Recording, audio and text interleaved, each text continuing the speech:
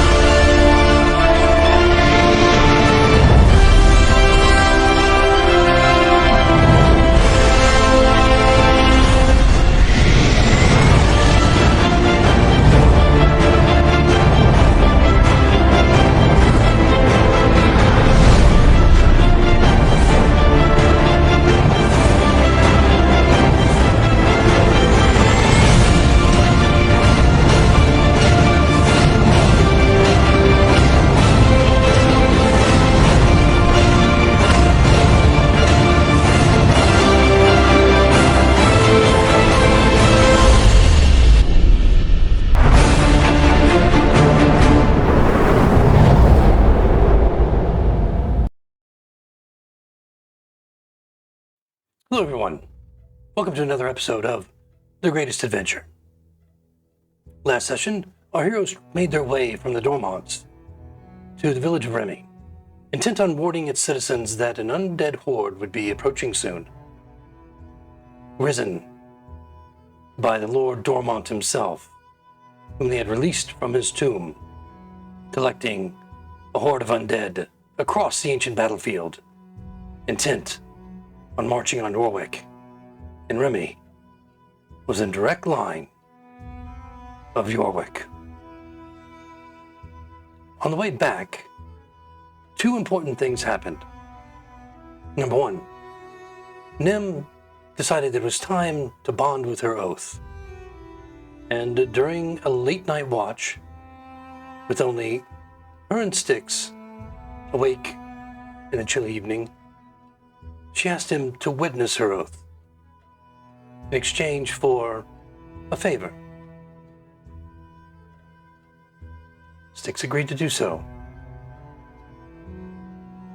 and Nim finally bonded with her solemn oath in the dark night.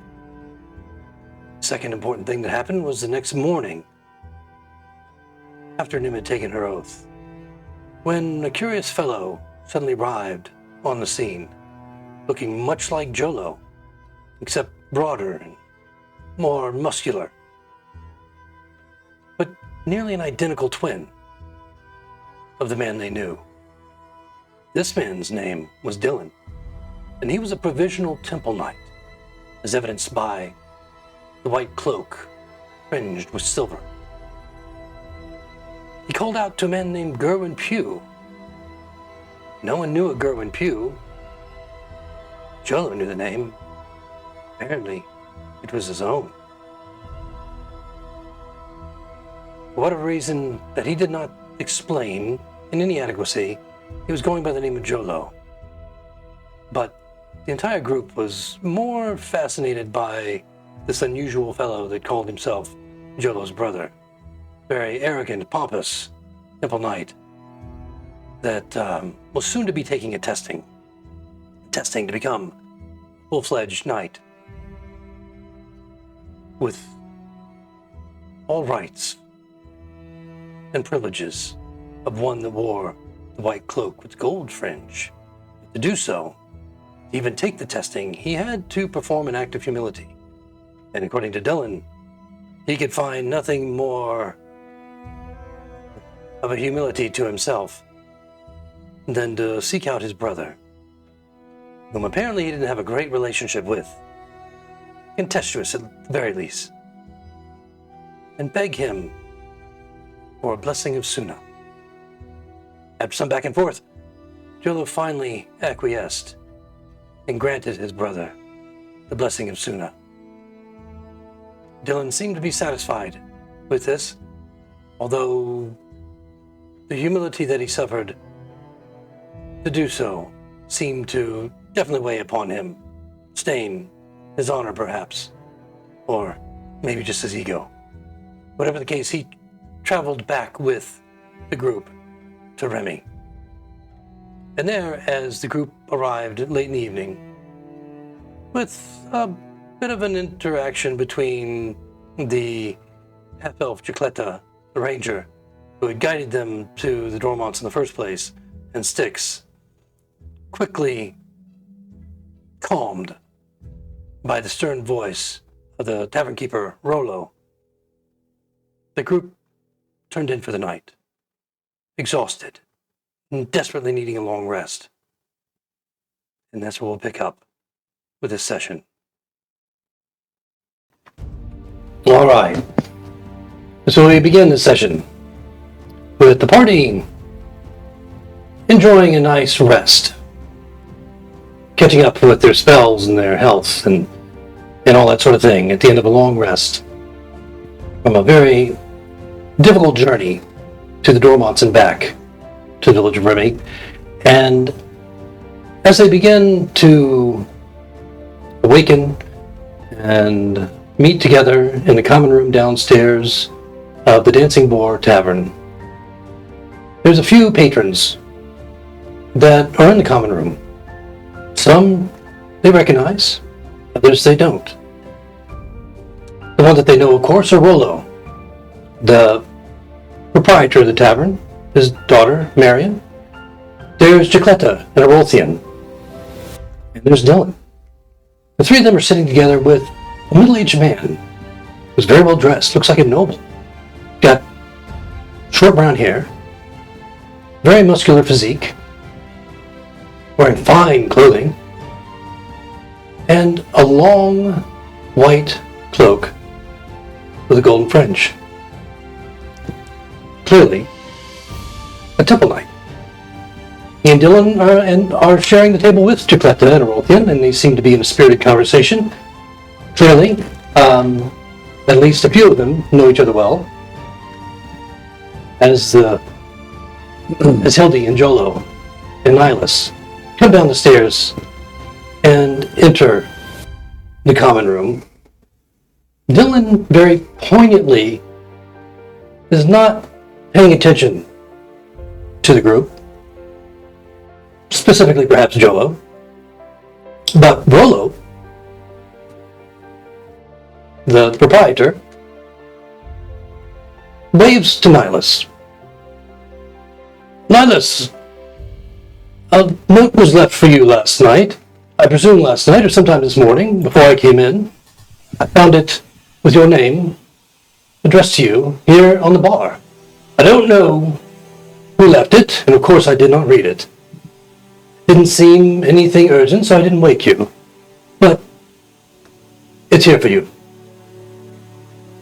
Oh, Rollo, could we have something warm and belly filling? Maybe some of that stew, if you have any left. I'm hungry. You can smell the fragrance of cooking bacon and eggs and boiled potatoes. I thought that was Jolo. He's like, well, we have something from last eve's. So, perhaps we can come up with something if you would like. Something less traditional than what we would normally eat here in the country. There are also a few farmers. They look like they've come in before they go out to their fields or their trade within the village. But overall, there's less than a dozen people here in the tavern right now. And aside from Nihilus and Hildy getting some sidelong glances because of the unusual nature of who they are, being a Twathaday and Atlantean, and perhaps even Jolo because of his stained outfit that he's wearing. I would like to interject here for a moment. Okay. As you may recall, he at least started with gold fringe as well. So perhaps the new gentleman who shares a little bit of sartorial similarities with him might look at this gold fringe and say, definitely someone examine it. Perhaps he would. If he could look past all the stains, And should I do like a roll for insight to see if he's really... Well, right now, just passive. Not really paying attention to. I mean, he's obviously acknowledging the fact that a Tuatha and Atlantean have entered the room, just kind of nodding curiously and then going back to his conversation. But at this point, he's not seeking to catch your eye or engage you as he's involved in his conversation with the others. And again, Dylan is poignantly not looking your way, and the other two, the half elves, Jacletta and Orothian, are, yeah, of course they notice you, but it's like they don't even care, and they are more involved in discussion with this noble and looking fellow. I'll just kind of draw a little attention to the gold, and perhaps I'll even try to introduce myself. If you want to walk over to the table, you can. I'm going to walk over right behind Dylan, in fact, slap him on the back and say, "Hello, brother." You see him just tense up. I'm coming. Oh, it's your brother, is it? As a matter of fact, he was on a mission to see me. The nobleman turns. Yes, there's a striking resemblance between the two of you. I mean, you're far leaner, and the mustache is silkier, smoother. Yes, I have to compliment you on that.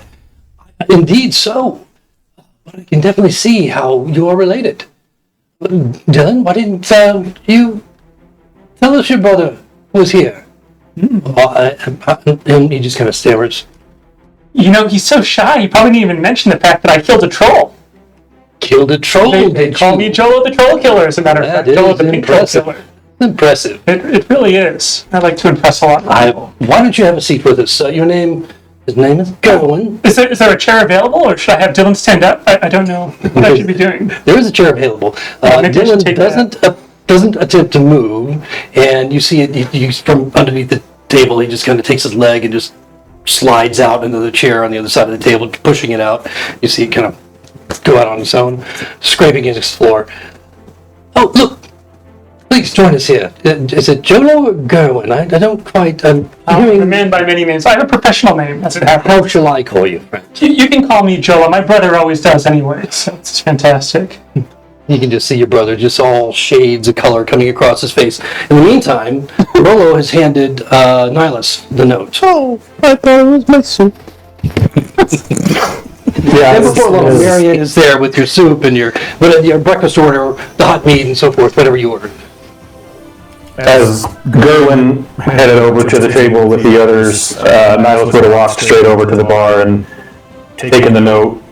I thank you, Rolo. Much appreciated. And then, if we could get some breakfast, that would be wonderful. A plate for myself and my two companions, and two more already working on it. Two more for the others that should be coming down shortly, I believe. Okay, very well. Very good. Anything else that I can do for you today, please let me know.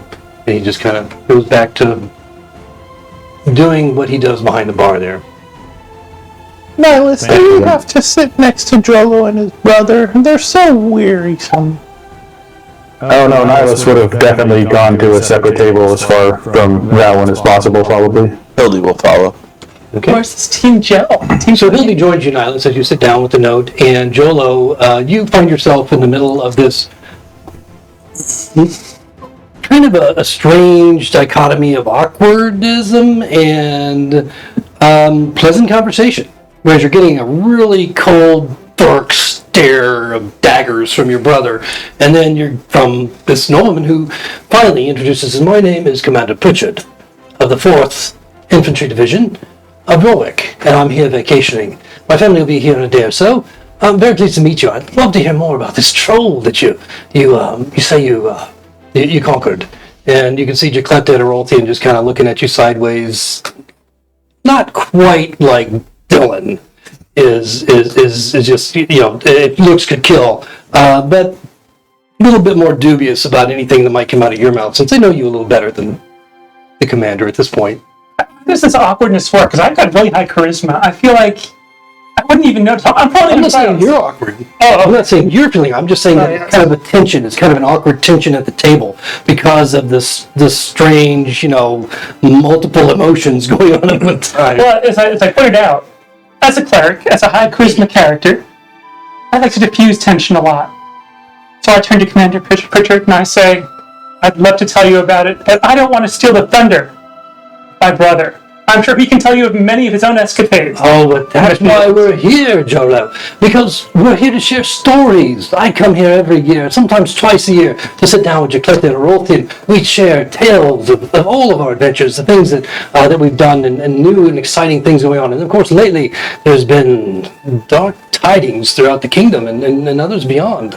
But let's not bring the day down with that sort of talk. In any case, we're here to enjoy ourselves. Dylan says that he has come here to seek you out for, I think he called it, he was here to, he's going to be going through the testing, is that right, Dylan, in the next week or so, back in Norway. Congratulations on that, I'm sure you'll do quite well. And that he had come to prepare himself with an act of humility. I was actually very, very shocked by that, as a matter of fact. Were you involved? Dylan, you didn't mention your brother was involved in this. What? As a matter of fact, I know he's always looked up to me. And he wanted me to be humble and humble myself and bless him for his upcoming... You see the cup that's in front of Dylan just go over, and the more mead just kind of spills over, and he's like... he's just looking at you, and you can almost hear, and you know him from a child, when he starts to grit his teeth, it's a tell that that you're moments away from a fight, but he's just holding himself back because obviously Commander Pritchard is sitting right next to him, doesn't want to make a scene with this much higher level authority. So I'm hearing two messages right now. One, I should stop pushing him, but two, I should not stop pushing him. And this whole dichotomy is floating in Jolo's mind, and it's almost overwhelming. And in the meantime, as Hildy and Nihilus take a seat at a less chaotic part of the tavern. And your table, by the way, is getting a lot of attention with all this, this talk and so forth. You have this note, Nihilus. I put it into my pack and save it for another day. Yeah. I'm just kidding. I'll read it. All right. Okay. And are you reading it in such a way that Hildy can kind of, are you reading it out loud or just kind of reading it? No, if it had my name on it, I would be as closed. I mean, I wouldn't want Hildy to know what it said until I read it first. I wouldn't look over his shoulder or anything. Oh, yeah? Okay. Is Nihilus one of these people that just kind of moves his lips as he's reading? What's your intelligence score? I want to know. Oh, I can see it up there. Okay. Yep, it should be flashing across the screen at any moment. I'm just going to wink at Dylan and just go on my thing. So I'm going to read it out loud, Nihilus, as you read it. But you're the only one that's receiving this information. And immediately as you open the note, you see the script that's kind of this flowy, very elegant-looking script that you recognize as that of Nim's. And it says, "Dear friends, and Jolo. One night, on our way back from the Dormonts, I asked Styx to witness an oath that required my bond. In return, I promised to him to help him with a personal matter regarding a man he feared greatly, a man he called the Cudgel. Last night, he came to my room and demanded I make good on my promise and travel with him immediately to York to face this man. I argued that we couldn't leave our friends with an army of undead approaching. But he didn't care, and ultimately, I was compelled to live up to my promise. I hate him for taking advantage of me in this way, and leaving the rest of you, and Jolo, in harm's way. I swear that if this Cudgel fellow doesn't kill him, I will. I'll kill Styx myself. Yikes. When it's over with. May me guide and protect you, all of you, even Jolo." And it's signed, Nimue. Wow. So I'll fold it up and put it in one of my pouches, and I'll look at Hildy and say, Hildy, I think that Nimue and Styx have both gone off to York without us. It seems that they had some secret conversation on our trip here, and something about a promise and a favor and something about the cudgel, so don't know what that is all about, but apparently they're gone. Well, that sounds very odd, but maybe they'll be summoning the army to come help us. I hope so. We certainly need to let these people know what's headed our way and get word to Yorwick as soon as possible as well. I don't know if that was their intention. She didn't mention it. I don't think we should tell Jolo they've left. He'll be positively inconsolable. True, but I think we should let Jolo know that one of his biggest shields from me punching him again also just left, so... That's probably a good idea. You want me to tell him? If it means I don't have to, then... Jolo! Oh, Jolo! You hear Ellie calling from across the room.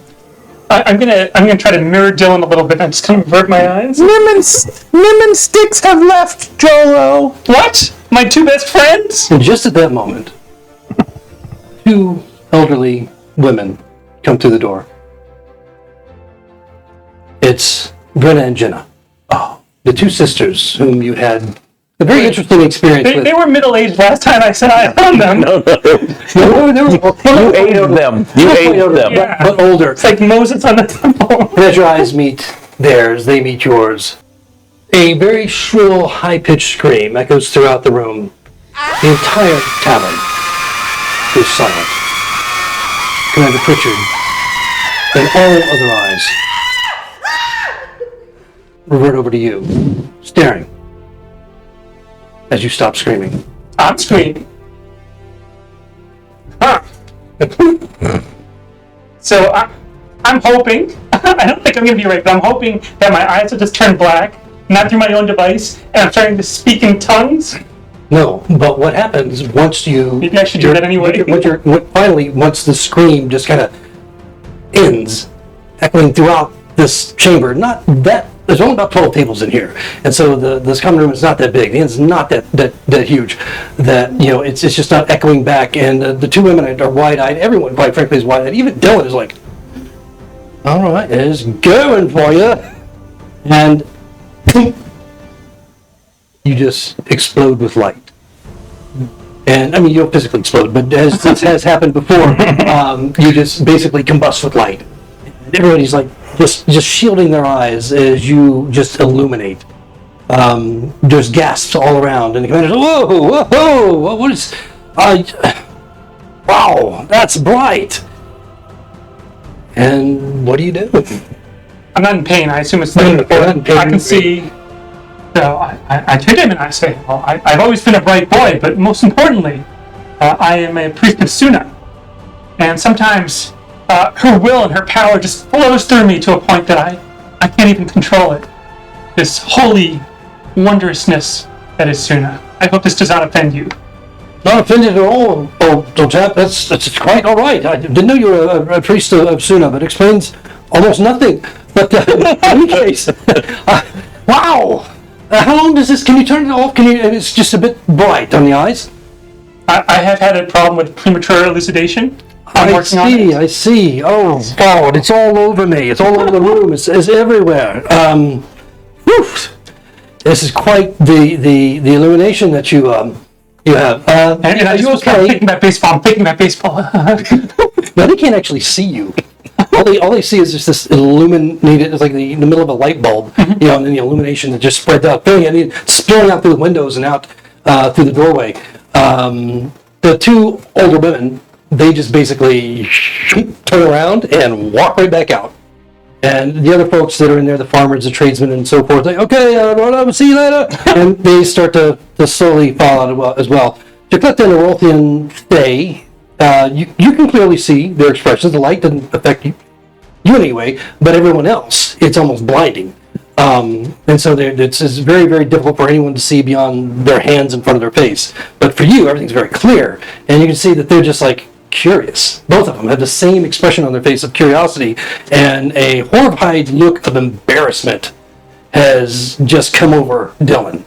as he realizes that this is his brother, obviously, and this is happening, and you know him well enough to perceive that he's feeling embarrassed by it in front of the commander. Because he also can't generate light, as I can. And there's also that, I'm sure. I'm going to turn my chair away so I'm not blinded. I'm even being shunned by Hildy at this point? Well, I'd like to keep my eyeballs in my head. This is just a little bit of light, and perhaps I can turn this into a positive, like the Suna symbol instead of the bat symbol.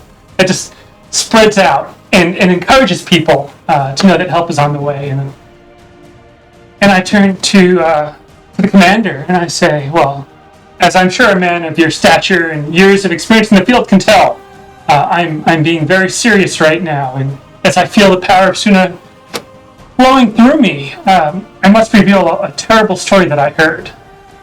Oh, all right. Yeah, you see kind of tears just rolling down his face a little bit from my beauty. Yeah, I got it. Yeah. Squinting from the bright light, so close.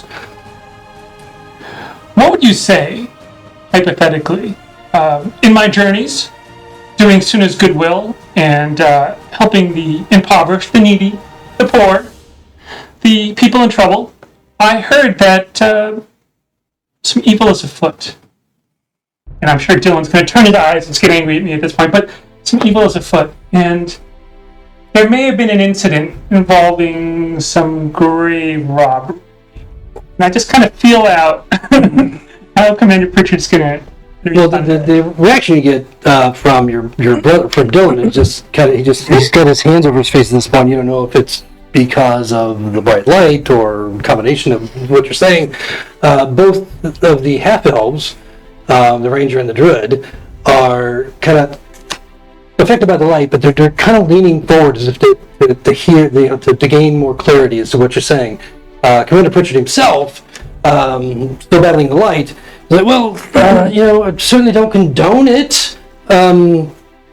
Most certainly, I mean, as a priest of Suna, you say, we don't go around the temple and the church. We don't go around robbing graves and so forth.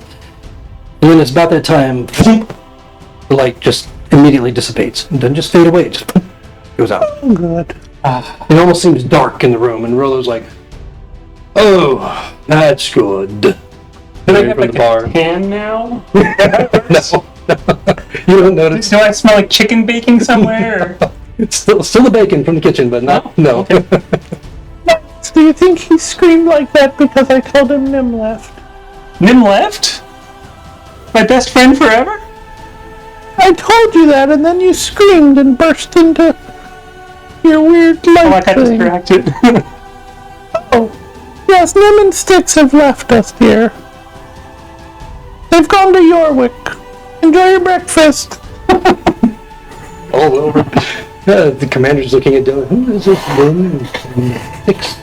They speak of just some of the companions. One's an elf and one's human, I suppose, just a dirty looking fellow. Kind of smelled not too great. But anyway, is he describing me or? No, he's talking about he's having that conversation with Commander Pritchard, explaining who Nim and Styx are. Sounds like Styx and I have something in common now. But that's fine. Not a problem. So it's kind of a coincidence, Commander, that two of our companions have left because those two. I would neither would I condone grave robbing, and I certainly wouldn't steal. And I kind of heft up my little bag of gold, which is quite small, unfortunately, at this point.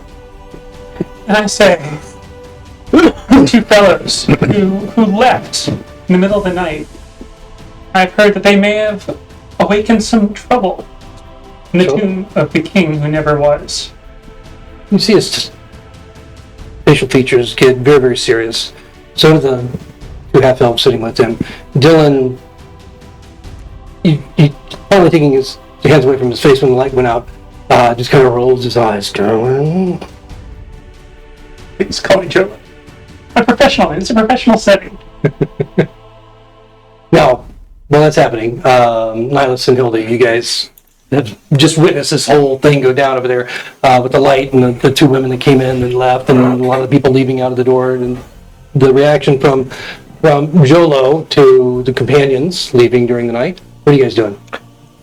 Hildy didn't even notice the women walk in, and because that happened right after she hollered over. True. So Hildy is absolutely convinced that Jolo freaked out because Nim and Styx left. Okay.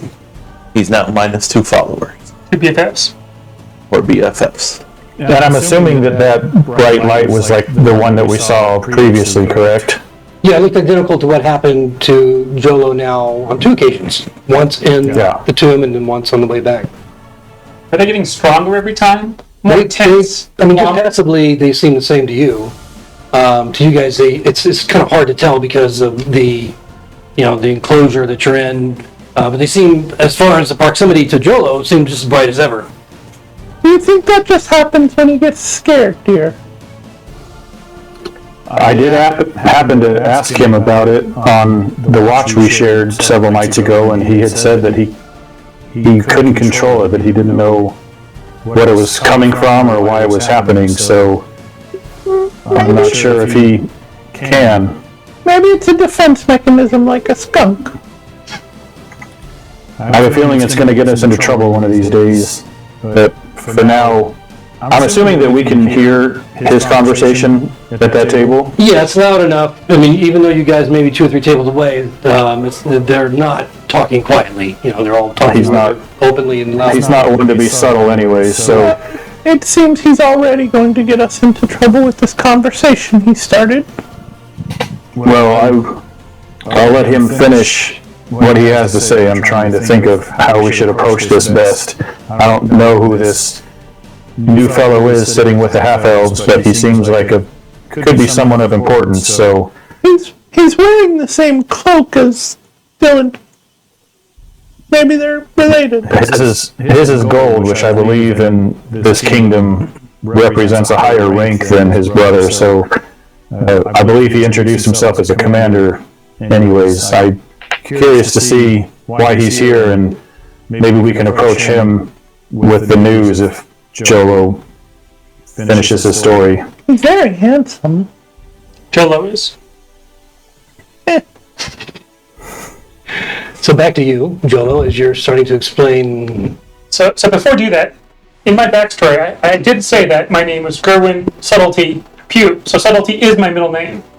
Well, that hadn't been released. That hasn't been spoken Subtlety is my expertise. by Dylan. Anyway. I rolled a 20 on subtlety. So anyway, as I recall, I was talking to Commander, Richard. and I had just told them of these 2 grave robbers who, if they were only around me, I would have certainly dealt with harshly and severely. And it looked like I was getting a bit of a reaction. Yeah, so he.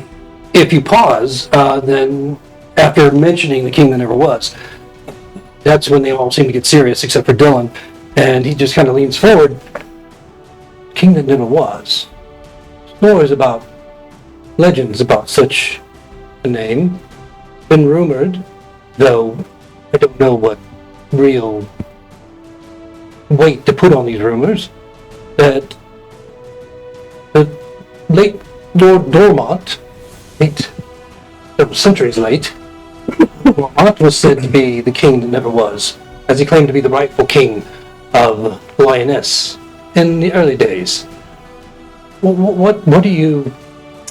Tell me more. It's funny you should mention him as being the late king, because I sure hope he's not on time. Well, I mean, He has claimed that in a few days' time. What? How was he? He died 5 years ago on the battlefield, a day and a half from here. How can he claim anything? Did you come across his writings? Did you find a book? What do you mean?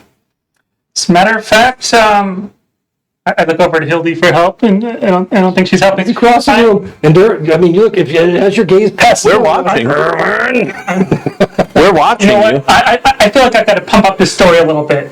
I'm gonna regret this, but I'm gonna use a little bit of thaumaturgy here, cause a little bit of shaking in the earth as I tell us, just to bolster the feelings right now. And I'm gonna say, they may have wakened the dead.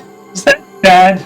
With the rumbling and your words that you're conveying, they all just kind of like for a moment, and as the trembling passes. Woken the dead.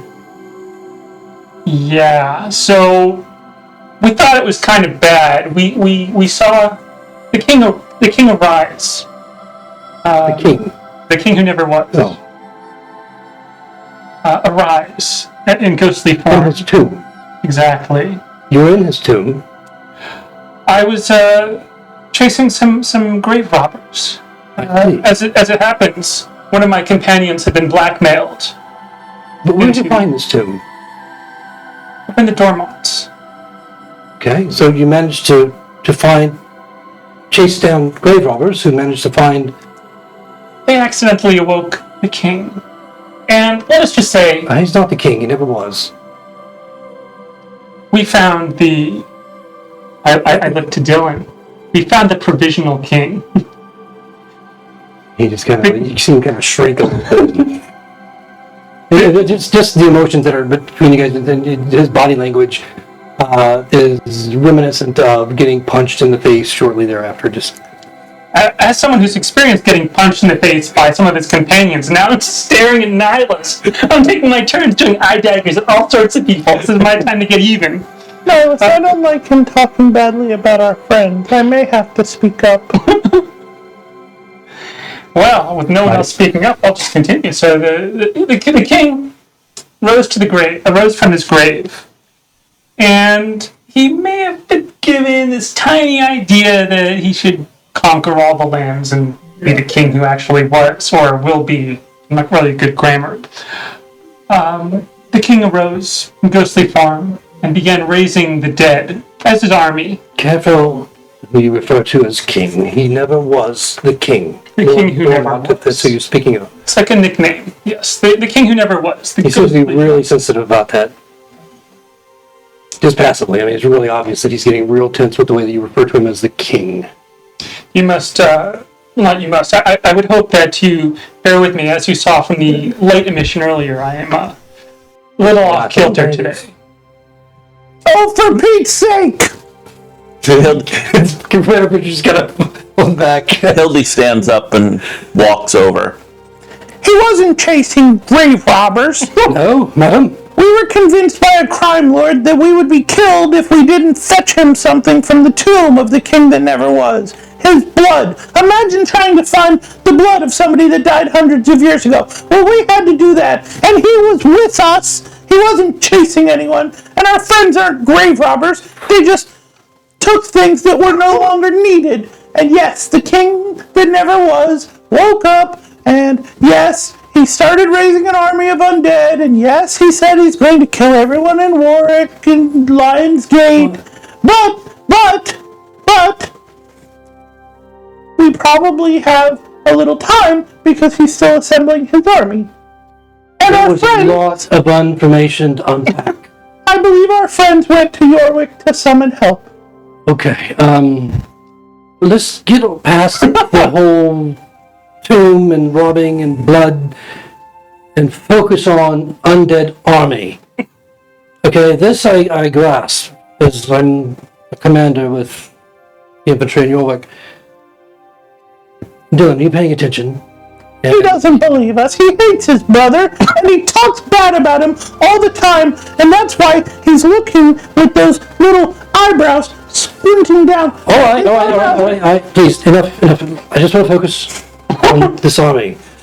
Oh, they're dead. Now have you approached the table? Yes, I walked over to the table. I'm standing there talking. Obviously, you're not subtly speaking to him. No. His middle name? No. But the only people that are in here, aside from the people at this table, of course, are the two of you and Rolo, Marion, and just a couple of farmers that have come in during, after the light and just during the exchange. And you hear some gasps around the room. Commander Richard stands up. Oh, you're very tall. He is. He's a tall, well-built, strong, strapping, middle-aged man, only his 50s. And all his hair. You're a very handsome man, Commander. And he looks basically still a little bit up at Hildy, who's extraordinarily tall herself. I want to believe you, but Oh, good. I never lie. but I don't I would really like to hear from the Atlantean. I have just only because, not to impugn your reputation or your credibility, madam, I just know the Atlanteans a little bit better than I do throughout the day. They're very mysterious people, and I just don't understand you as well. Would you like me to speak slower? No. I understand every word you're saying. I just want to focus in on the important parts. The Atlantean friend, would you mind joining us? Oh, Nihilus. Nihilus' name. Nihilus. Our Commander Pritchard, would you please join us? Yeah, I'll come. If there's an extra seat, I'll sit down next to the these are big fellows. Yeah, there's a couple few extra seats around. He sits back down with you. I'll sit down next to Jolo. I don't think there's a seat next to Joel. There is. I just checked. There is. She made sure there was one. And as everybody kind of settles into their seat, Commander Pritchard with his eyes on Nihilus, I just want to know from you, is everything that... I'm sorry, may I have your name, please? Hildegard. Hildegard says true. I like him. I would have personally tried to preface it a little better myself, but she does speak the truth, unfortunately. He seems to give you a lot of deference, a lot of respect, as an Atlantean. He leans back in his chair. Rolthian, check this out for us, please. I will do so. And immediately Rolthian gets up, and you see him head out the door, and as the door is swinging open, even before it shuts, he turns into this giant eagle and jets off into the sky. Jacletta looks over to, just kind of looking at all of you, and then to the commander. What shall we do next, Commander? We'll wait for his return and make sure that what they're saying, get confirmation. And if indeed the undead army is approaching, then we'll have to decide what we're going to do about it. In any case, what I would like you to do is go out to the village. You know these people very well. And while Erolthian is gone, if you would just please give me a head count of the able-bodied folk, men and women, and those that are not, including children, that we have to be concerned about evacuating. I know that we have a very, very well-fortified Temple of Suna here, as you might expect, but it is the only building made of stone, and the only one that we might be able to barricade if it comes to that. So if you would see what you can reconnoiter about what our capabilities might be in this village, I think it would be helpful in the event that we have to handle this in a more direct military fashion. And you see, he's gone from this amicable, relaxed, conversational man to a soldier who's on the brink of just starting to command those around him and issue orders. And as he finishes with Jacletta and she heads out, he tells Rollo, no one's to leave. And anyone that comes in must not leave as well. I don't want to start a panic.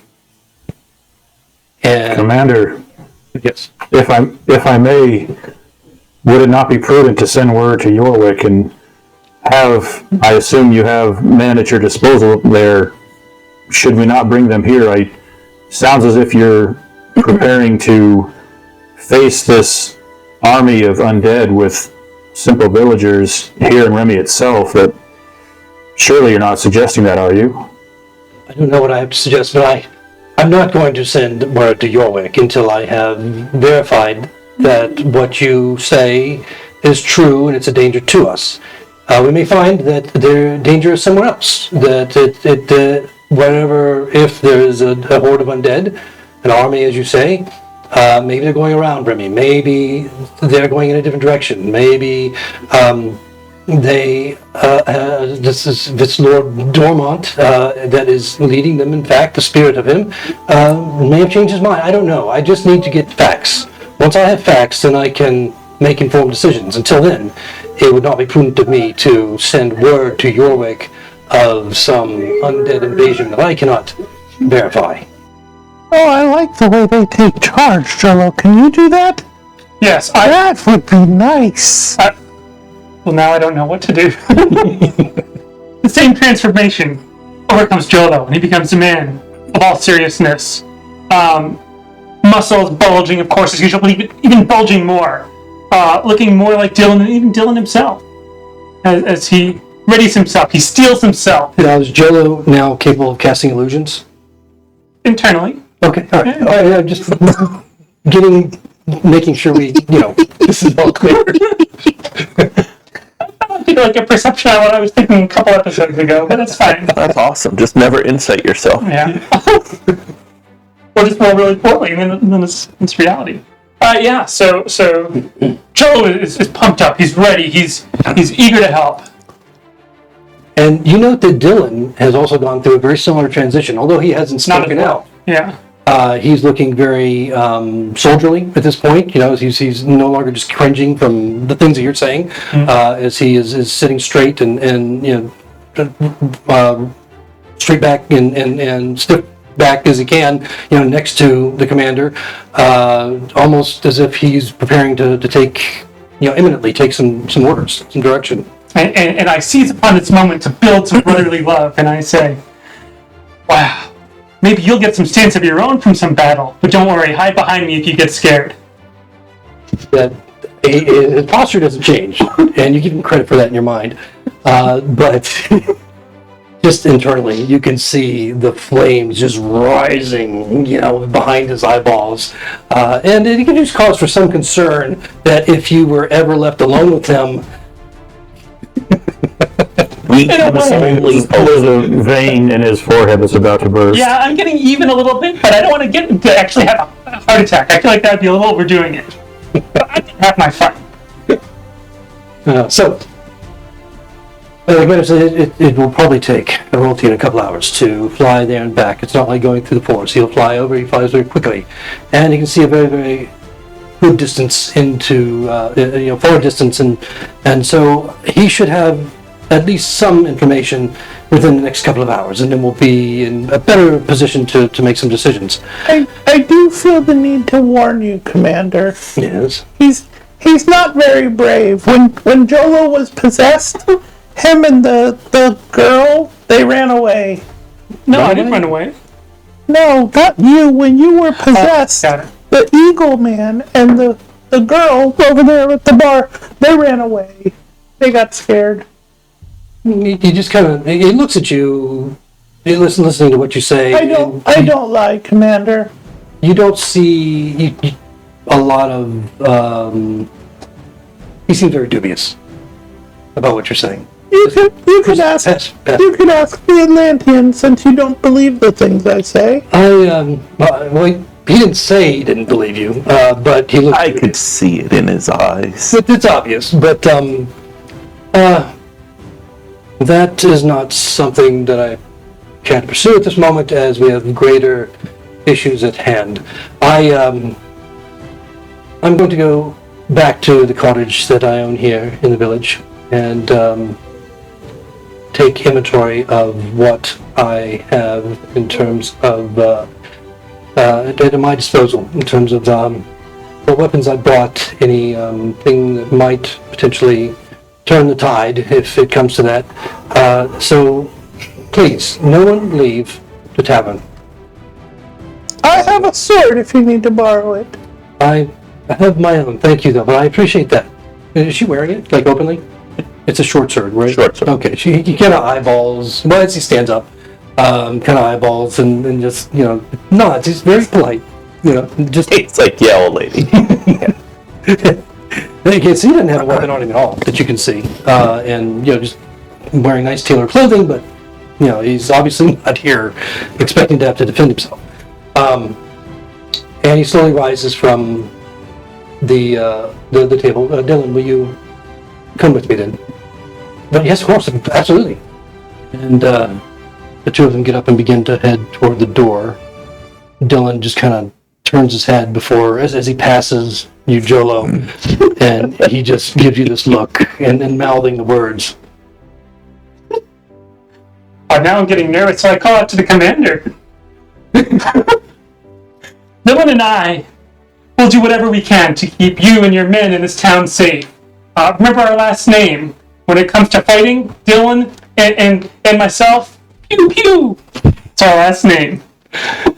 Good to know that I can count on you. And as a priest of Suna, I would expect no less. And as a privy of the Temple Knights, I would expect, well, I would be certain of no less from Dylan himself. And he proceeds to continue to walk out, nodding both to Hildy and Nihilus on his departure. Oh, Nihilus, he was very handsome. So you have a couple hours to burn. He has asked that nobody leave the tavern, but this is, what do you guys want to do? There's only a couple of, there's like a farmer and a tradesman, Rollo and Marion that are in the tavern at this point. Three of you. What do you guys want to do? Well, of course, we don't want to hold people against their will, but at the same time, we have a sacred duty.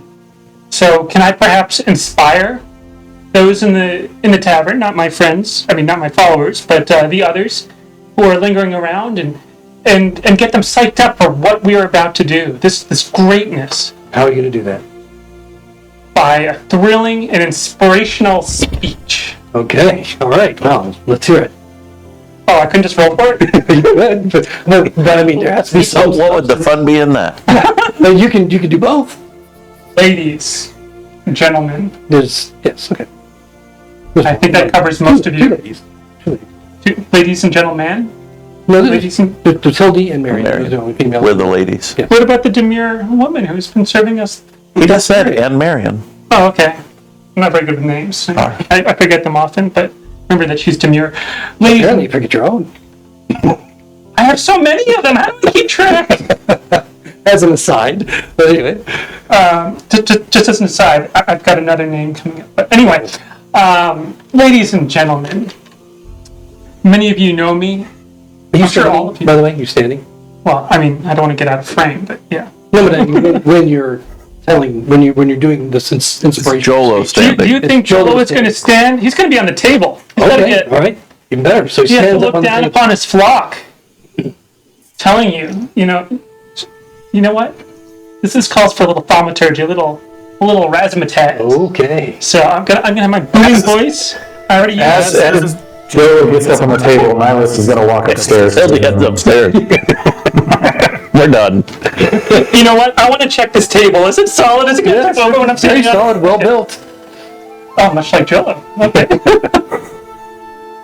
I forgot where I'm going with this. Anyway, ladies and gentlemen, we have dark times ahead. But we have scouted, and we understand the evil that is coming upon us.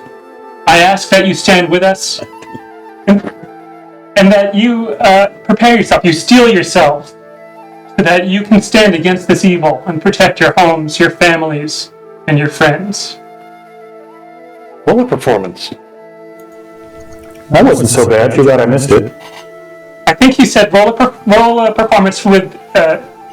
No, that's all he said. I'm pretty sure with advantage. That was all he said. Not bad. I get to add to that, so that's a 12 plus 3. That's 15. Yeah, 15. Okay. Yeah.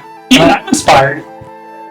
So the four people that are in the room, Marion, Rollo, and the farmer and the tradesman, who are now sitting over at the bar, even before you started, so they're all together. All of them rapt attention as you commence your speech. And as you come to this rousing conclusion, you hear, here, yes! And Rollo even, very good, sir. And even Marion, who has been demure, but also less than, clearly not excited about being near or around you because of previous situations. You might have some respect in her eyes as she's kind of looks at you from under her eyelashes.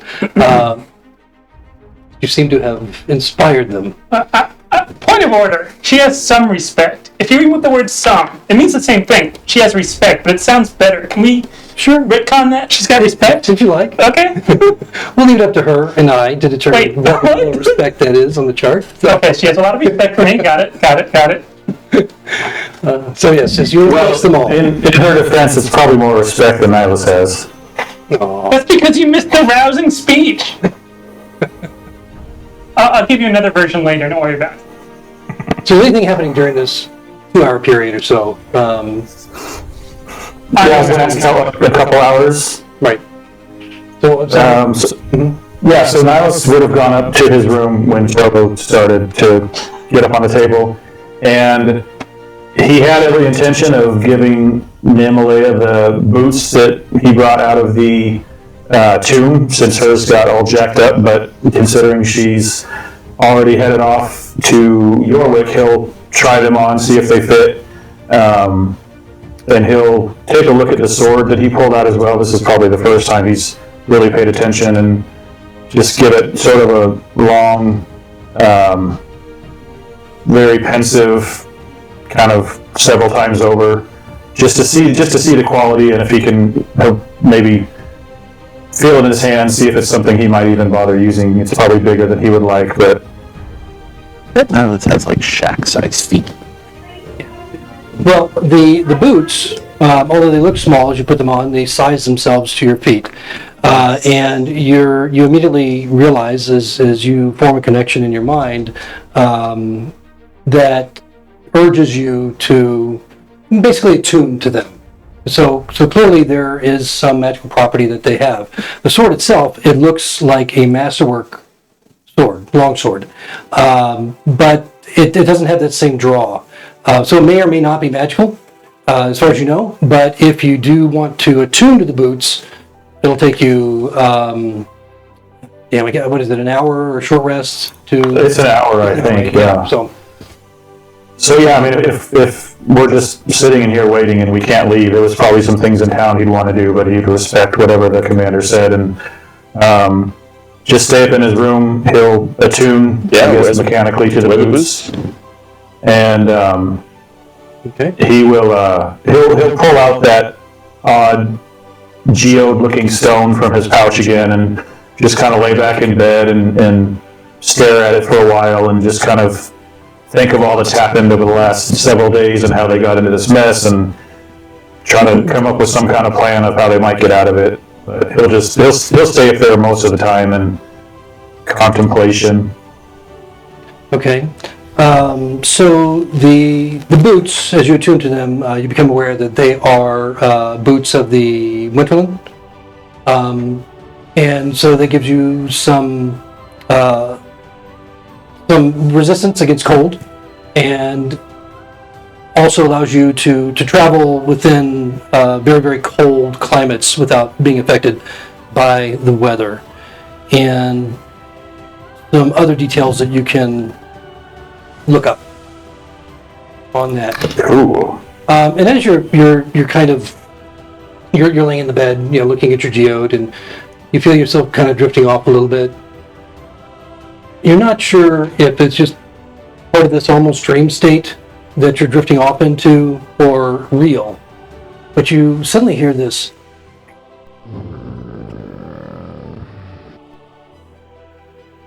You're not sure where it's coming from, but it's in the room. It's not Jolo. I'm just gonna let you know. Does it sound Out of you for that, I bet. Is it something in my head or something that I'm hearing? It's like you're almost drifting off as you're just holding this strange geode that you've been carrying around, and it immediately brings you back to wakefulness and awareness, and you're not sure, if it was something it was kind of part of your dream state almost, as you were just about to nod off, or if it was something real. And as you sit there quietly listening, you don't hear it again. I mean, I'll look around the room, see if there's anything in here. Passively, it's not a big room. Passively, you don't see anything. I mean, maybe under your bed, a cat or a dog, who knows? Never Or heard like under bed. a zombie or an undead scat or something. Who knows? You look under the bed? Okay. I mean, would he have reason to, I guess? No, I mean, I'm just asking. You mentioned the bed. Yeah, sure, I'll look under the bed. As it's kind of got a dust ruffle, and as you just kind of lean over and slowly bend down and pulling up the dust ruffle off to see, and then quickly looking under, dust.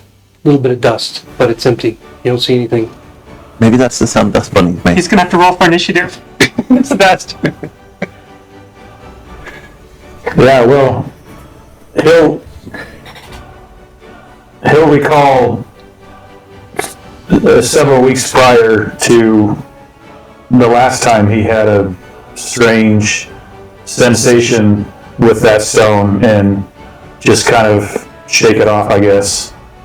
Yeah, and it's up to you whether or not you want to relate it to that, because it may or may not have anything to do with it. So right now it's just it was a little bit startling, in that moment. So take that as Nihilus would.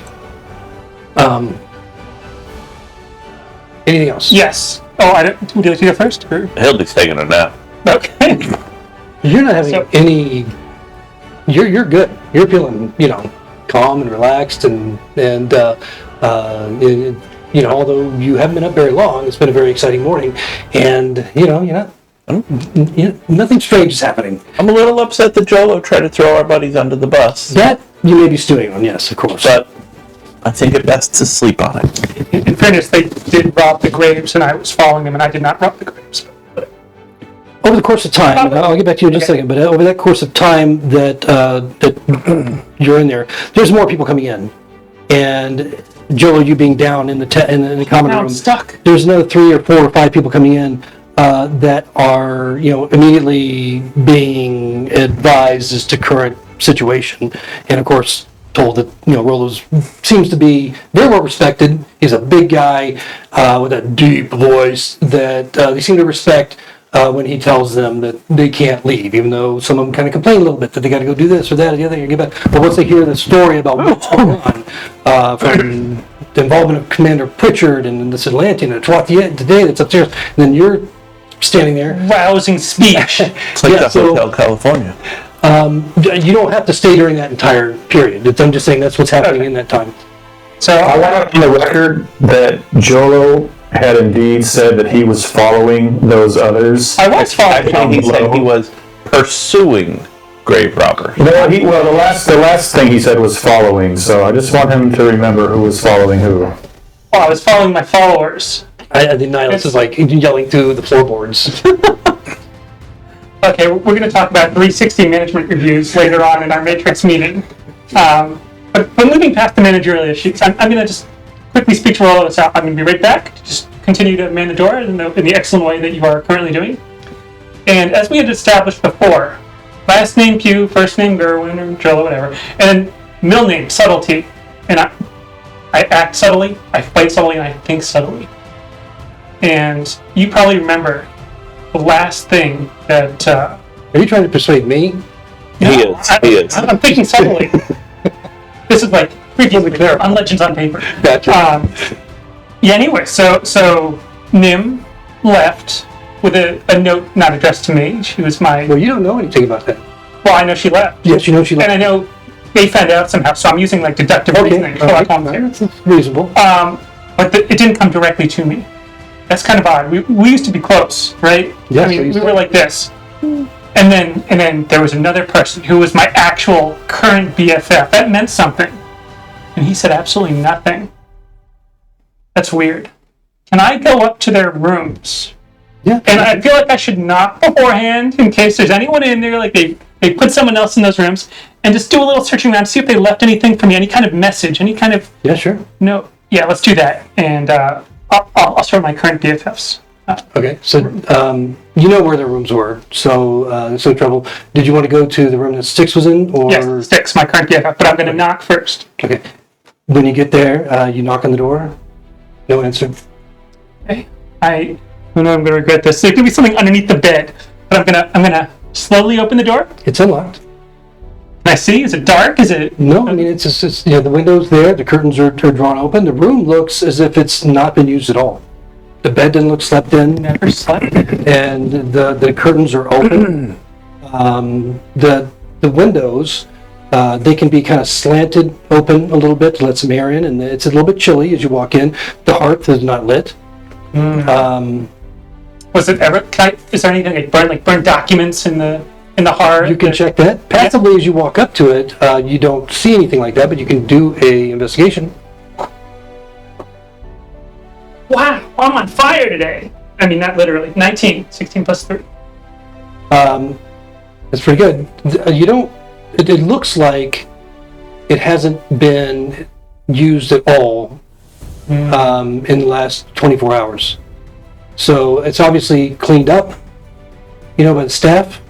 And unless they came in here and cleaned this room before you got up there, it probably hadn't been used. I was born in the late winter. I'm used to the cold. I don't know if my grave-robbing compatriots are as sturdy as I am. Well, you wouldn't be surprised that the hearth would not be used, because of course, that it is cold in the evenings in your room or anywhere. There's a roaring fire downstairs in the common room. So for it not to have been used during the night is very surprising, as if nobody stayed in this room. And the bed looks made up already? It looks like it has not been slept in. Is there anything underneath the bed? I am brave. I'm not even afraid. I'm just going to look directly under there, like a fierce warrior. Because I've had my transformation, like Commander Pritchard. Right. It's Pritchard, not Pritchard. Pritchard. Yeah, just I like it when Jolo thinks it's Pritchard. Like Captain of the Interpose or something. There you go. All right, so as you kind of kneel down, and this one has a dust ruffle as well, and begin to raise it up to look underneath. Roll for initiative. No, just kidding. Nothing. That's my idea. Empty. It's a good idea. It's empty? Yeah. No dust? A little bit of dust, but outside of that, you don't see anything left behind. Okay. And nothing's, ready to jump out. You should definitely spend twice as much time in Nim's room. That's kind of creepy. I'm just going to check the closet, and then I'm going to move on if I don't see anything in it. Is there There's a chest. Chest, yeah. And the chest is actually open. Okay. And when you walk over, you see there's a few folded blankets inside, heavier blankets. But there's enough room to put other stuff in there if you chose to do so, or whoever was staying here. Do you want to investigate it and go through it? Yeah, just quick. And I want to check for false bottoms, because I'm not falling for that again. Okay. It could be a mimic. Oh, I just put my hands. It's going to be bad, isn't it? Right? New name, Joel the Handless. Go ahead and roll an Call myself fingers. chest. Investigation. Ooh, Nice. It's even better.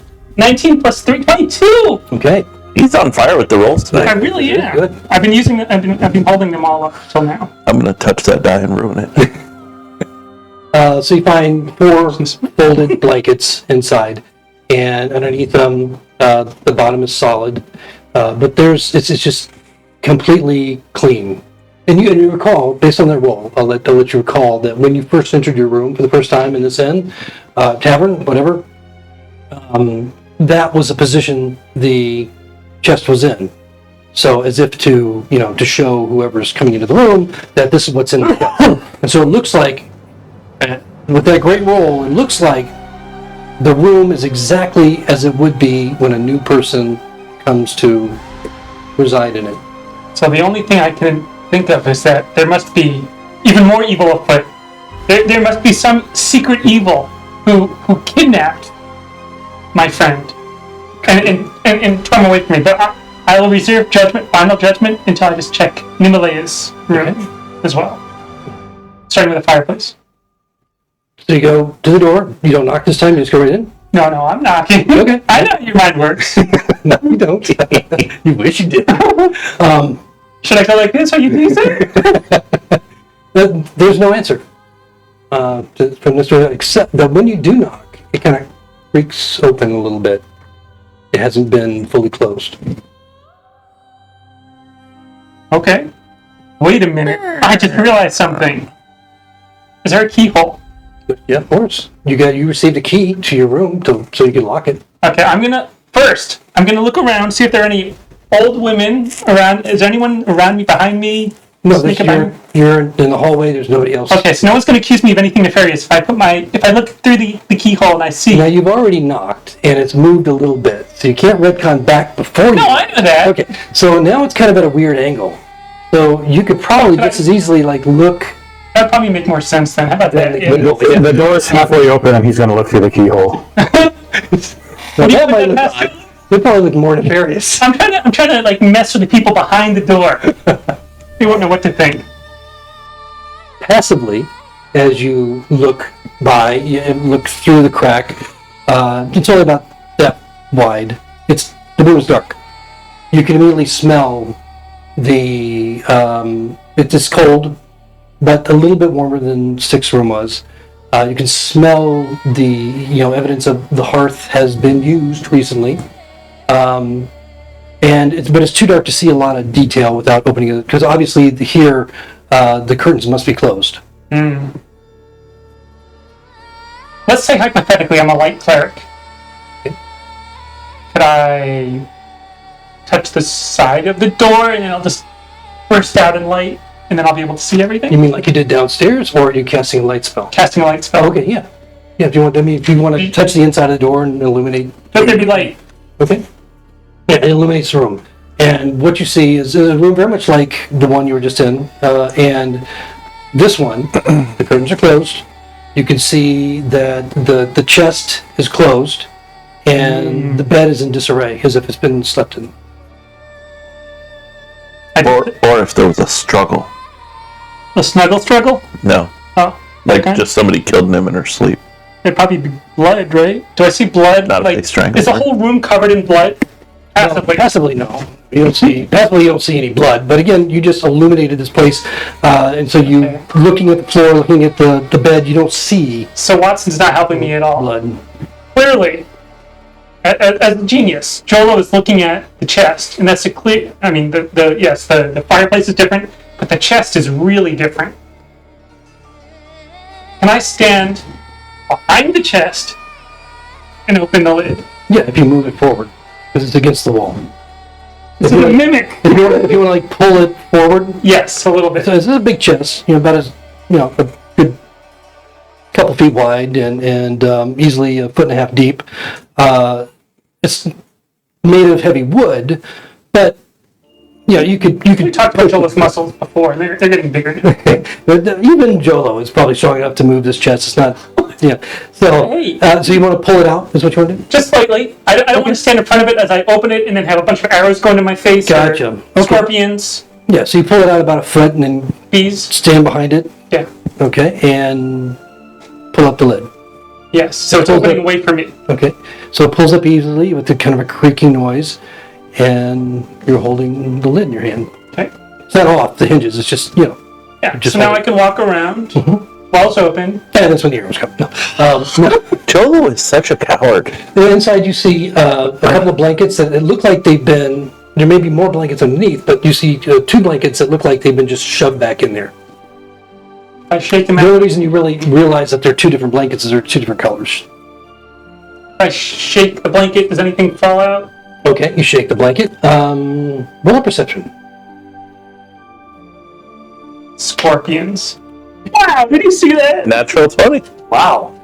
So what you do see, other than scorpions, I'm like the laundry god over here. Each one of his dice, it's went like 15, 16, 18, 19, natural 20. so it's like, 22! it's like this professional, as if you worked in the All on the wrist, baby. the hotel industry or something for a long time. You see these wisps of orange hair that kind of float. I know someone who has orange hair.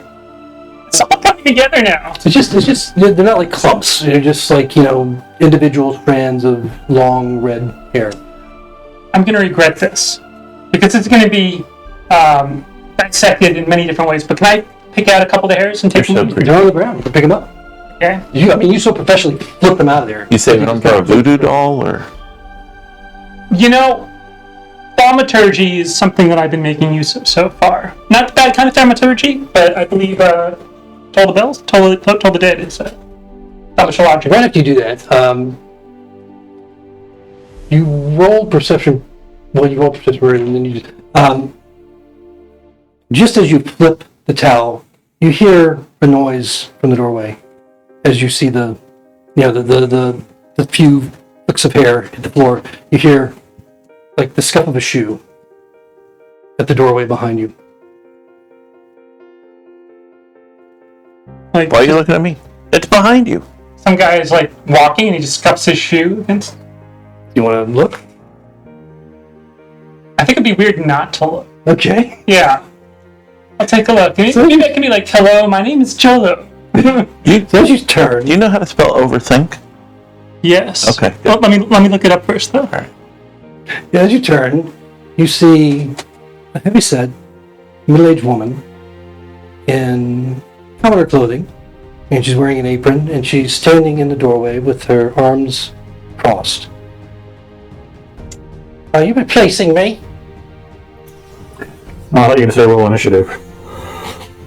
Well, that depends. Are you a great warrior who's going to defend the town from a great evil? No, I just see the way you handle those linens, and I'm here to clean the room. No, I don't think I could. I've actually spoken to Rolo, and he's spoken very highly. But this is your room. What are you doing in here? Allow me to explain myself. Please I do. see how this She could starts to back into the hallway. Wait for me? I'm not trustworthy? Lane, quickly, I'm going to call for Rolo. I start smiling. I'm actually a friend of Rolo. Two of my close friends stayed in this room, this one and the one presumably next door. Yeah, And they left yeah. under mysterious circumstances. No, it didn't look last mysterious night. to me. Did you see them leave? I did.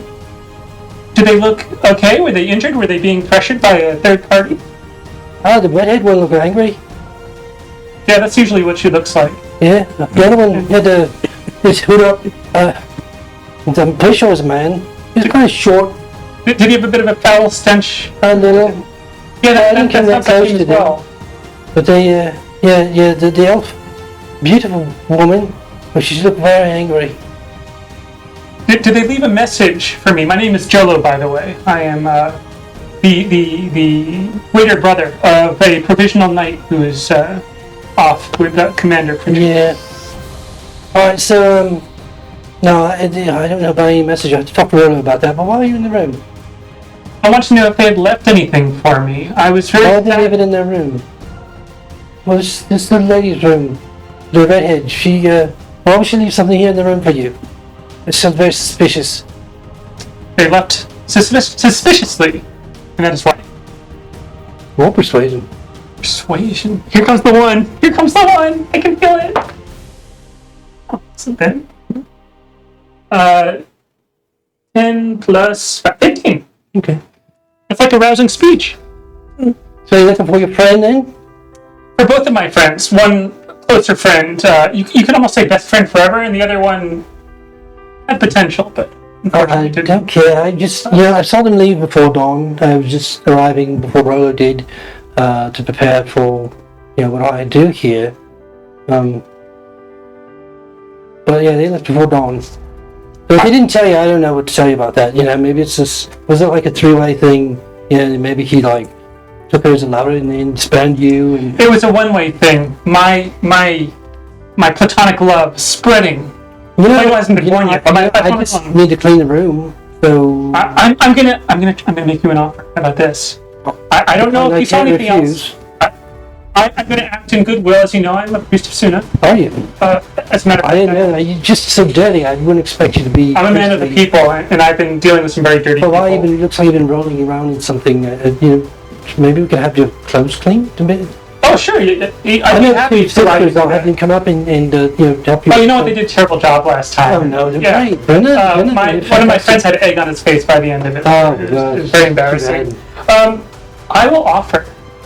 I don't know. I will offer, and I will give it to you either way, and it'll be on your conscience. But if you know anything, Yeah? please tell me. And in return for generosity, and I believe you. If you say you haven't seen anything, I will show you the technique that I learned from great Eastern mystics of flipping and opening blankets.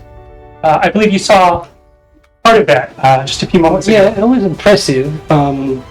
But I think my method is seems like it does the trick as well. But I guess. But I don't have anything else. So I can make something up if you like. But no, I just saw them leave, and I told you everything already. So I don't know why you're trying to convince me to tell you something else, but it seems very. I'm just very concerned. I'm a man of the people, but Okay. thank you for you've been very helpful, and I guess I will head back out of the room and check back on Ronan. Okay. All right. So yeah. All right. So you're leaving now, so I can take care of the room. Or Yes, I I need some think more so. time. I'll go to another one. I was wondering one thing. If I could just ask you one question. All right. I did notice that there was a fire lit in this room, and not one in the room that my friend Stick. I've been to the other room. Oh, you haven't? No. But yeah, so that's not unusual. That's normally people get cold. They like fires and such. Okay, I'm just going to assume, I don't know if I have to roll for this, that she does not have a sister. So at this point, I've completely lost interest. And I'm just going to head down and just take a quick look around, see how many people are there, and see if Rolo is looking a little tired. Yeah. So he's just kind of looking at you suspiciously, and she passes you kind of Okay, no sister, got it. Yeah. as wide as she can into. Did you ask her, No, or you're just trying to insight that? I'm just trying to see, does she look like the type of person who would have a sister? What does that look like? That's like 17 minutes of our lives we'll never get back. You know what? I wanted to check more stuff. I'm trying to be considerate to the viewers here. Okay. Well, we're about to go to break. Thank God. On a cliffhanger. As you do find your way down to the back down to the common room, there's a few more people in there. There's about 10 locals plus Rolo and Marion. Commander Pritchard has returned along with Dylan. Dylan, he kind of passes you on the way up the stairs as you come down. Make a dex save. Here comes the one. What's it? 9 plus 0. 9 plus 0 is 9, right? Okay. So your mind is on other things because you Sister? kind of would have expected this as he walks by and up the stairs and kind of brushes harshly against you, attempting to trip you as you go down the stairway. My dear brother? What did I do to him? You did not make your dex save, and you go tumbling down the stairs, taking 15. 2 points of bludgeoning damage as you find yourself at the bottom of the stairs, and everybody looking at you. Dylan just continuing to go up the stairs, but Commander Pritchard standing there over you, a few feet away, in this glistening white armor. It's plate mail, but it's this white. And he's got his white cloak with the gold fringe. He's got a helmet that's on the table next to him. You can see he's got a dagger and a long, broad sword. And he's just fully decked out as if for battle. And he just looks down at you. Oh, quite an entrance. And that's where we'll take our break.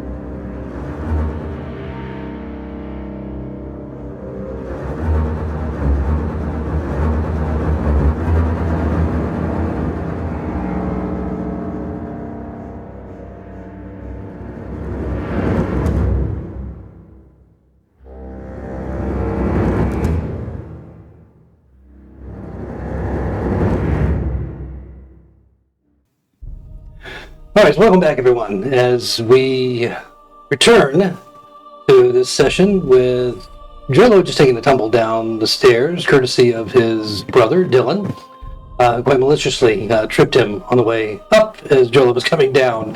Took a little bit of damage, not a big deal, a couple points, as he rights himself, landing just a few feet from Commander Pritchard, who is dressed in full armor, white and blazoned, with the red rampaging lion of lioness and the long white cloak with the gold fringe, the long broadsword at his waist, a dagger, and who knows what else he might have up his metal sleeves.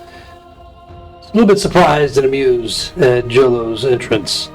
The tavern itself, there are about a dozen people now, and just as Jolo sits up, the doors bang open, and there's a rush of cold wind as a large eagle comes flying through, transforming immediately into a wolf as it lands, him standing on his feet, and he rushes forward toward Commander Pritchard, getting his attention immediately, turning around, looking at his friend, the druid, and Rolthian,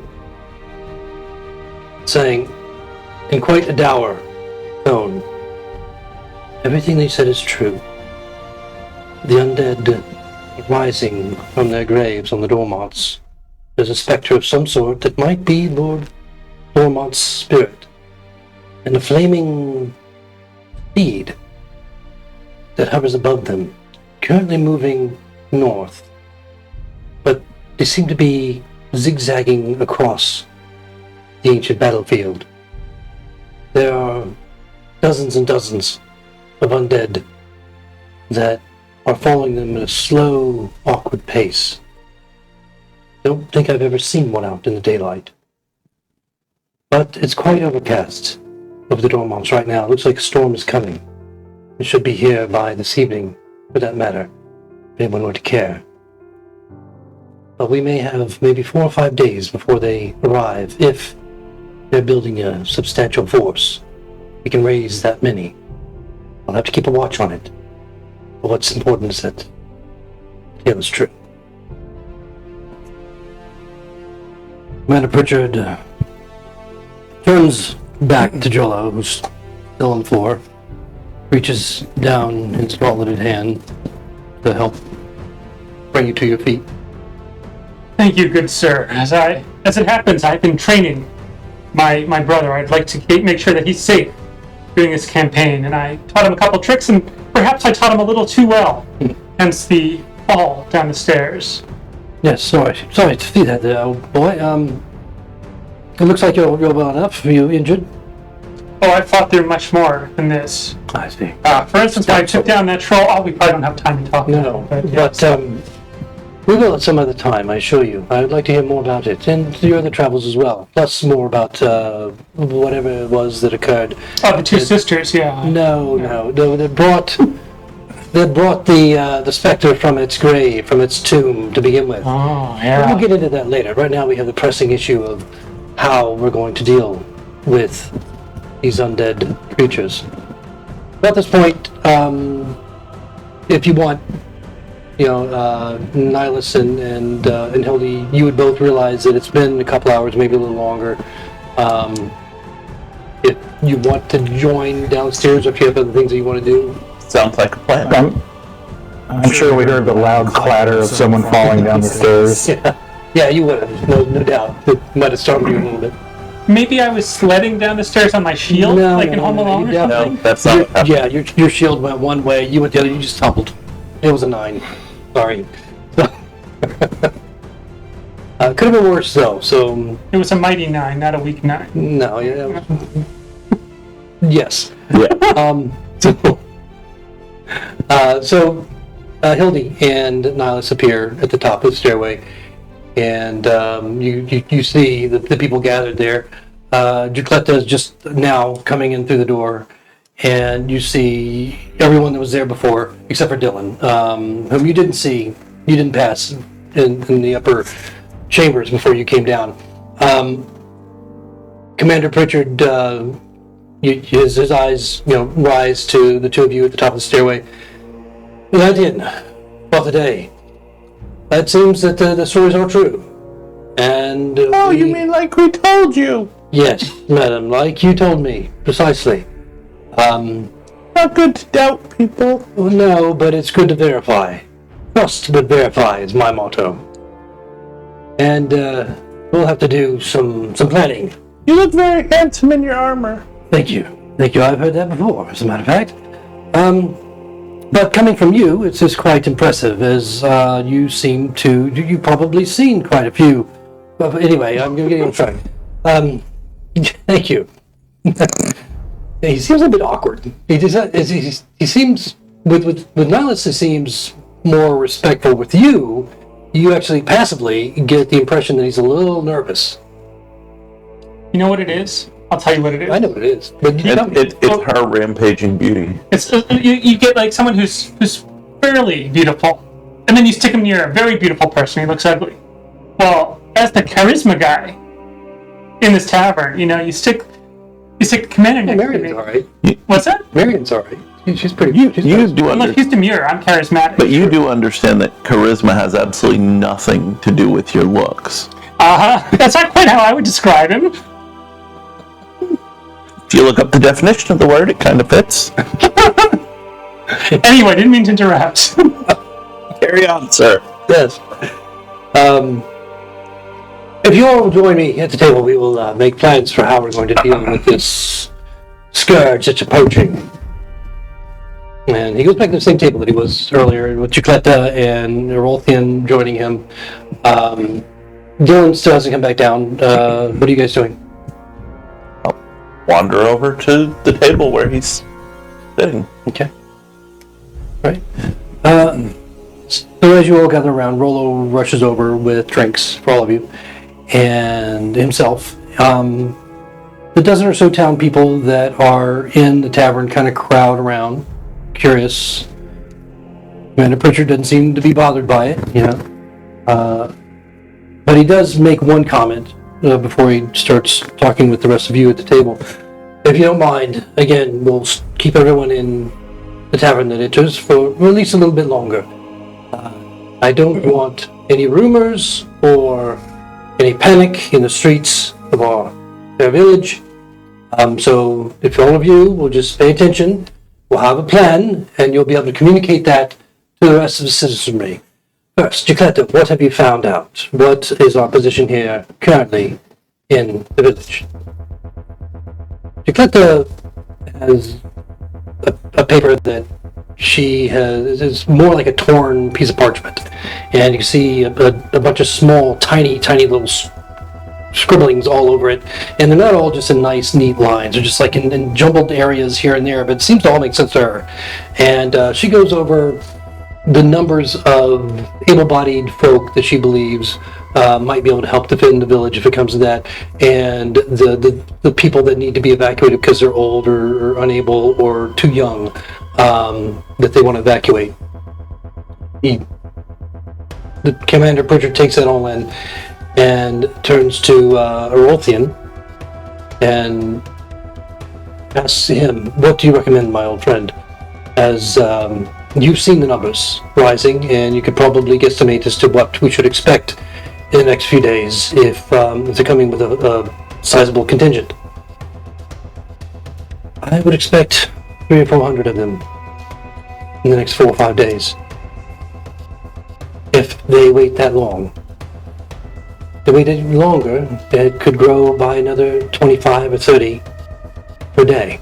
I don't know what their intention is, but when they do arrive, they'll arrive with enough to overtake this this village very quickly if we're not prepared.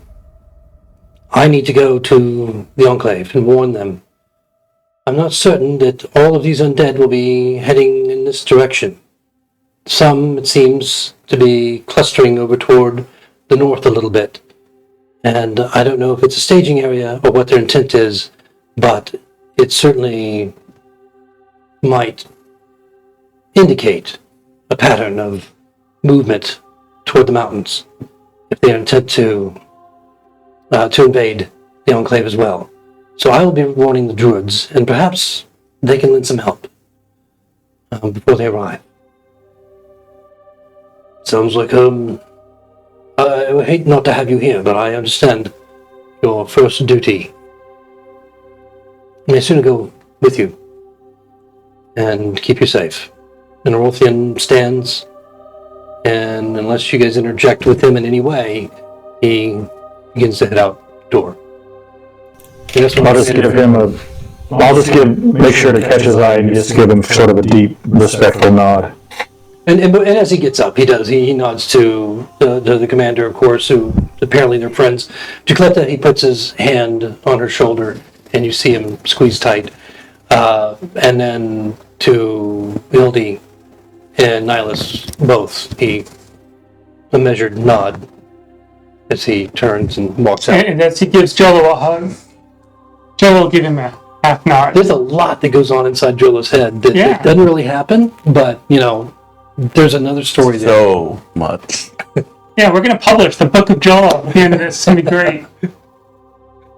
And there'll be a lot of people that buy it because they just want to know what happens inside that head of yours. Make your pre-orders now. There you go. You can see that Commander Pritchard is very, very concerned. I mean, it's obvious. The look on his face is dour.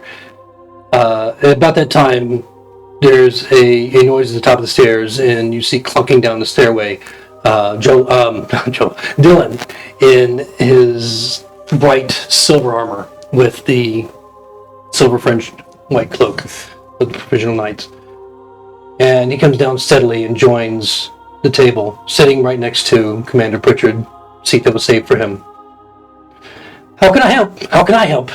I'm quite capable, Commander. I'd be happy to lead the defense if you like.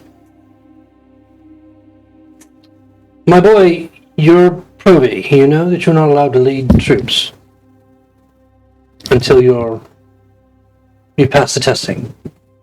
Until you're a full knight with Golden Cloak. Until then, I think it'd probably be appropriate to partner you with your brother. The two of you, under...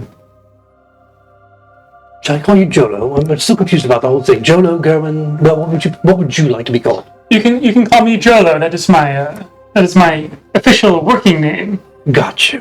As long as we have this dialogue. Yes. I would like to ask you this. As you know, I'm not a knight. I make no claim to be a knight. I'm a cleric. Please. Yes. Could we use this attack as my brother's test? No, sadly no. There's a very specific format and mechanism for the testing that I won't go into, as it's a proprietary to the Temple Knights.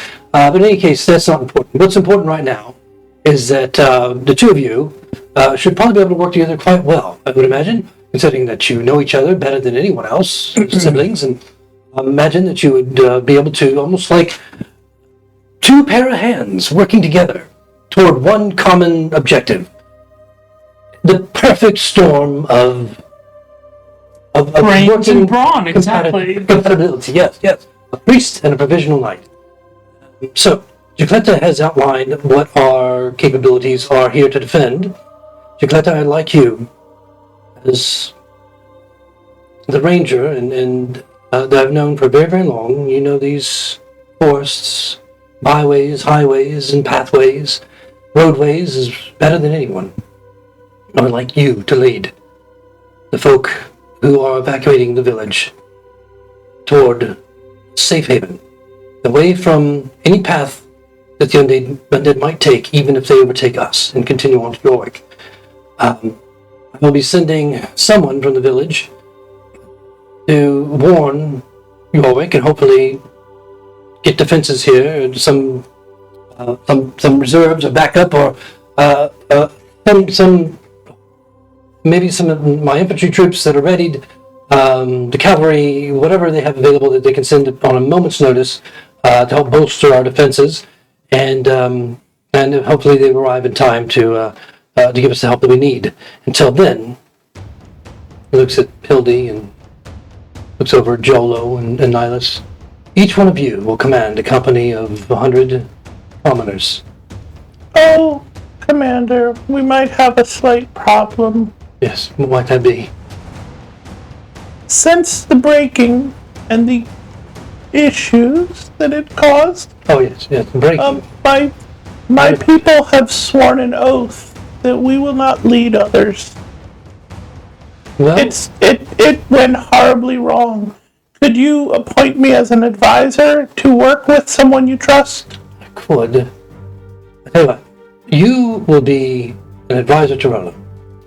Rollo was at one time, before he retired, quite a decorated soldier. You can see Rollo nearby, just kind of looking very proud and quite pleased that the commander might mention that. Nodding. Acquiescence. He'll lead 100 with your advising him. I imagine that you might have quite a lot that you could bring to that with the defenses. We'll have to build trenches, we'll have to produce pitch to fill those trenches with, and we'll also have to hopefully build some barricades within the time that we have before the undead make their way to our village. I will stay here, we will make the tavern the headquarters, and the Temple of Suna in the center of our city will be barricaded, and will be our triage station for any injured. I know that there are a couple of low-level priests there that can handle some healing, so at least we'll have some backup in case, well, I'm sure there'll be injuries, sadly. With the three of you, each commanding 100 citizens, training them, in my direction, of course, and that will be great help to you as well, Jolo, having your brother there, who does have some experience in combat tactics, at least training-wise, if not in the real world yet.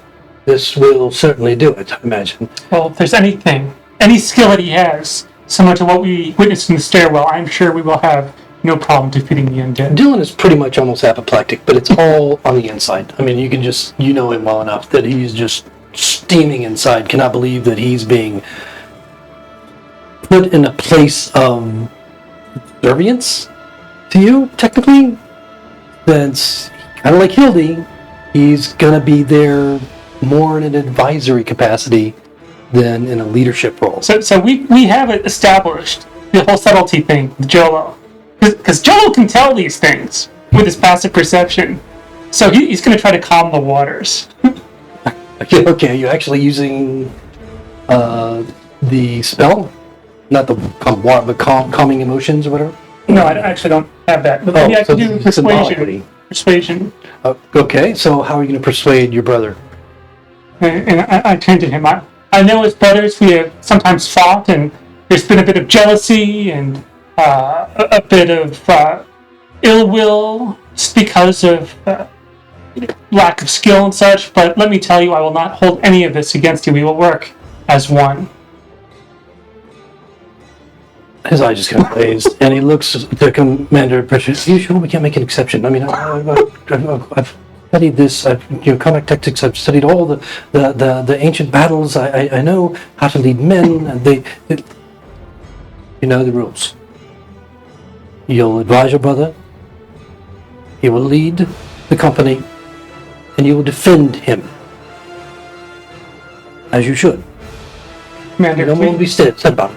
Please don't worry about my brother. I will take good care of him. No more will be said about it. So, any questions? questions for the commander at this point before I go over some mechanics? Not involving Dylan, though, right? Nope. No? Okay. No, I mean, no, I guess not. So basically, each one of you are going to be commanding a company of 100 citizen soldiers.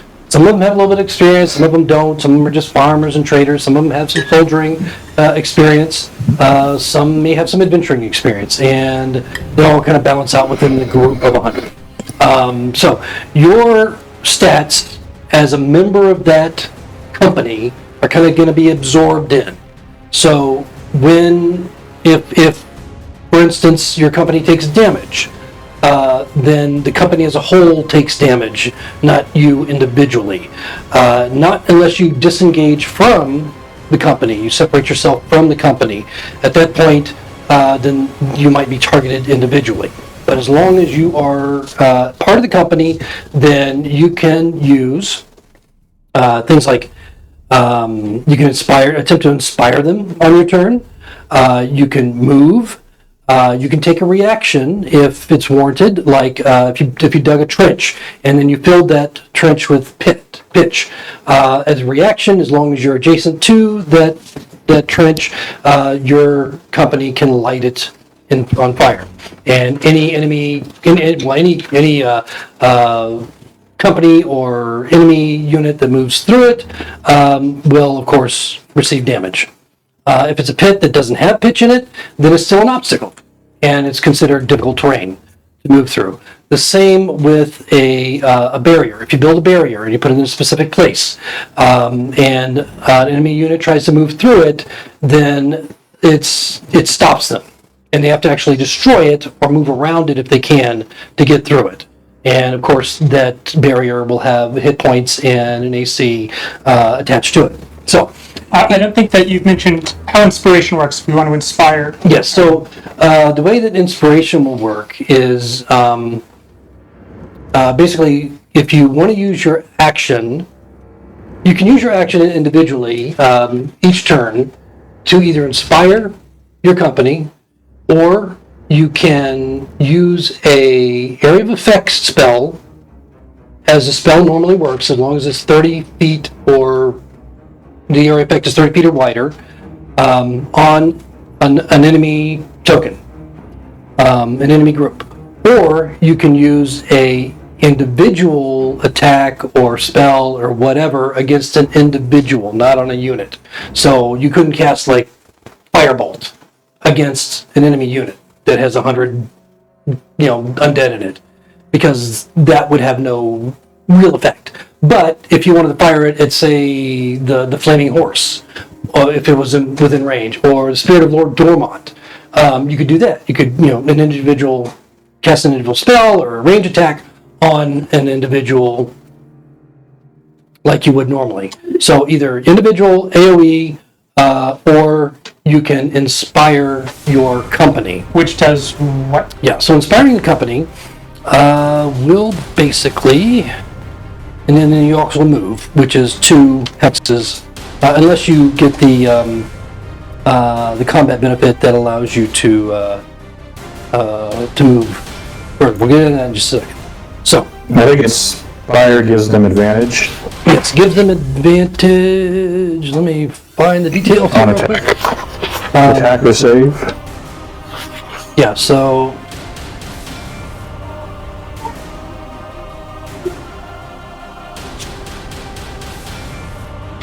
Just have it right here.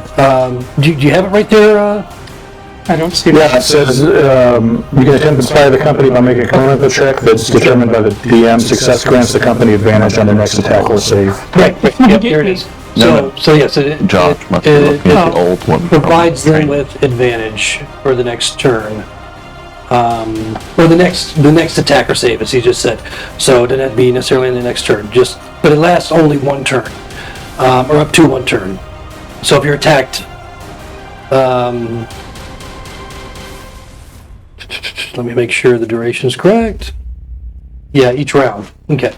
So That will put you in a position whether or not you want to make a AoE attack, an individual attack, or inspire your unit to greater ability to attack or save. 2 quick questions. Yes.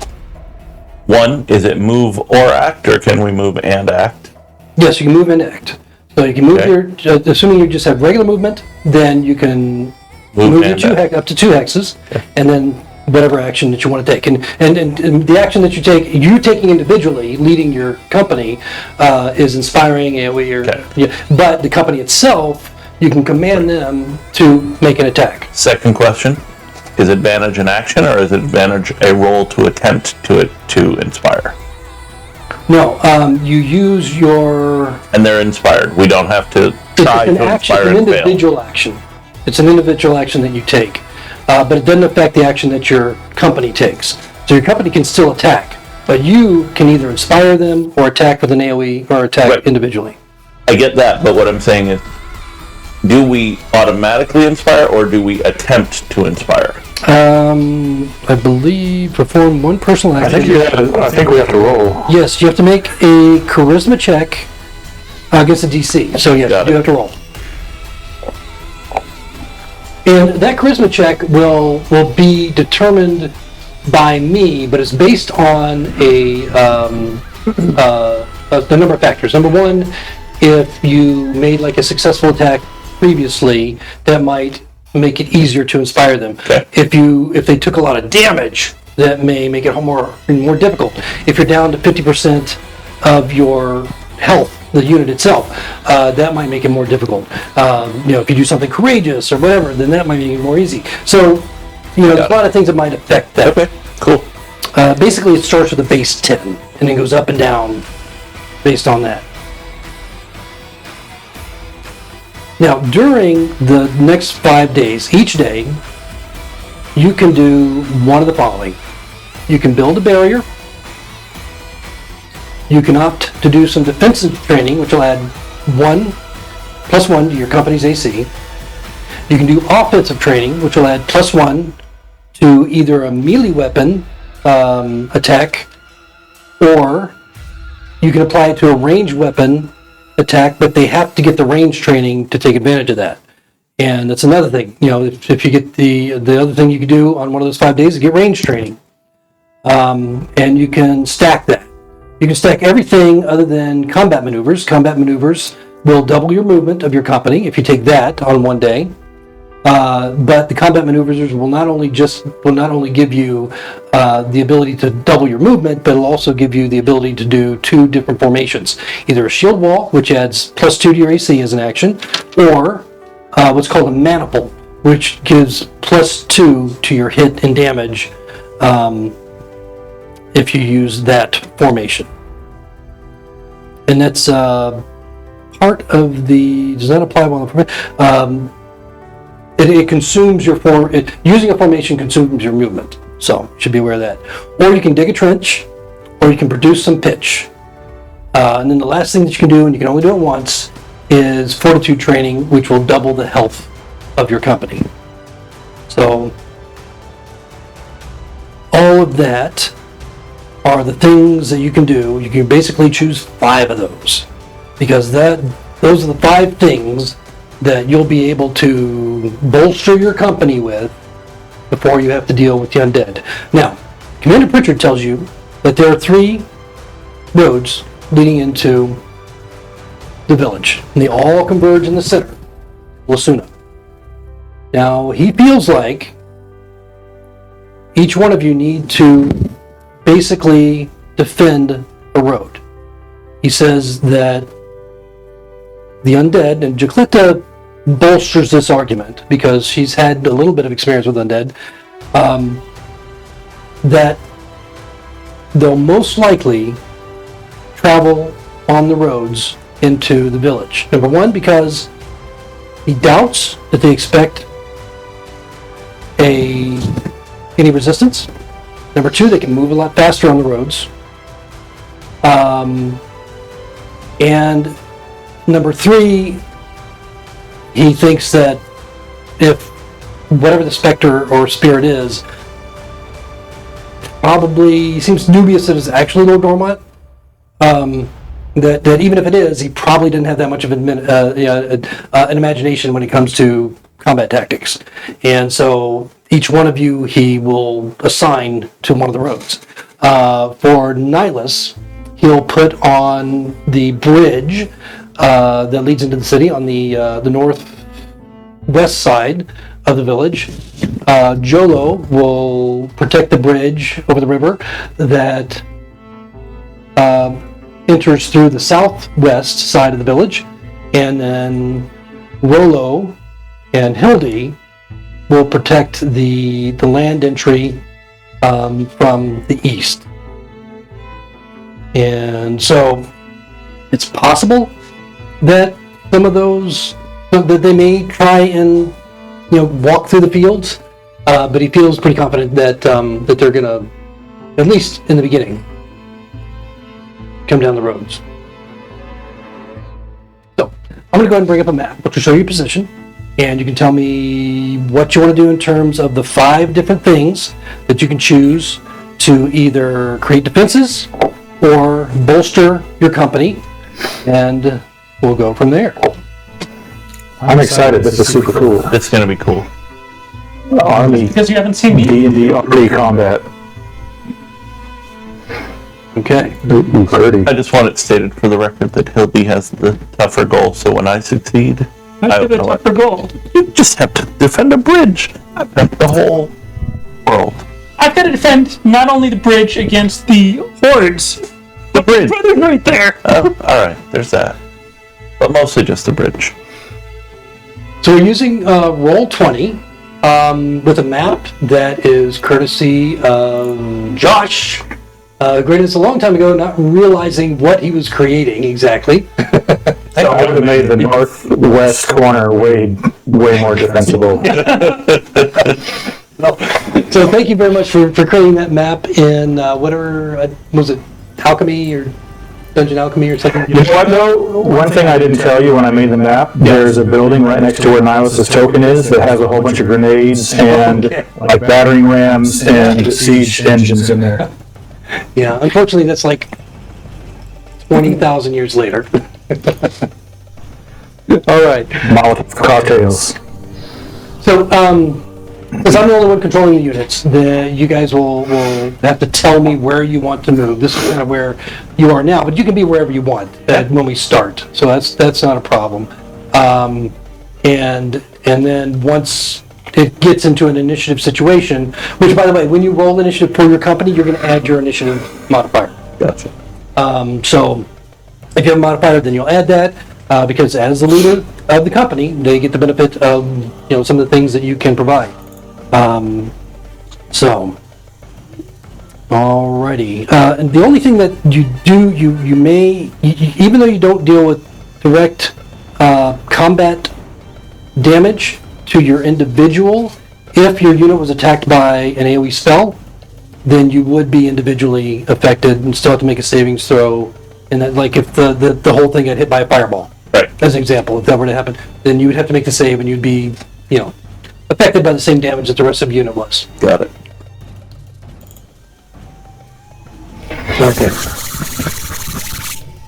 So, alright, so we'll start. We have, if you want barriers, we have the barrier, which I will create on the map for us here real quick. And we have trenches, and we have the pitch. And the pitch can be located right next to, right. If you do dig a trench and want to put pitch in it, then we'll just put those on top of each other. That will require two of your phase. If we hold the line at the water, at the side of the water, that's considered success, right? What's is considered your success is if you survive. Oh, okay. Yeah, that's Yeah. These things, they I would imagine they're pretty hungry. that's the rule of combat. If you live through it, But we had some soup. We could have just shared that. I think they prefer flesh. Humans. They're gluten Wasn't free. there like They're celiac. kind of beast? Yeah, I didn't have the the beverage, by the way, because I didn't know if it was beer or It was mead. more mead. Oh, that doesn't have. Meat is made from honey. Yeah. Okay, I did have that. Then. Okay. Well, for Constitution. They were hives or something? I mean, is there a backstory that I missed? I gotta revisit that. So, There's subtext. I got it. More of that subtlety. So does anybody want to build any one of the defensive structures? I do, actually. So I have a question. Yes. That building that Hildy's lovely face is sitting on top of, what is that building? Okay. That building right there is basically a trade guild, and so inside of it there are, and it's not stone, but inside of it there are a number of tradecraft vendors and so forth. Okay, I'm going to build a hex-wide trench on the one just to the east of it. Yep. Right here. Yep. Okay. And that trench will have pitch in it. Okay, that'll use 2 of your options. I'll put it on top. That's fine. Okay, so anybody else want to build a trench, pitch, or barrier? I do. Okay, which one? Well, I have a question. Okay, so first of all, I'll build a barrier on the west side, the interior side of the bridge. Over here? The inside, no, the other side of the bridge, next to me, like on the inside of the town. Okay, got it. So we'll put that right So they here. can't get, yeah, I mean, essentially spanning across the bridge. Yeah, the hexes are weirdly Perpendicular. lined up, but they would have to go through that hex. Okay. Where it is, just that's where it is.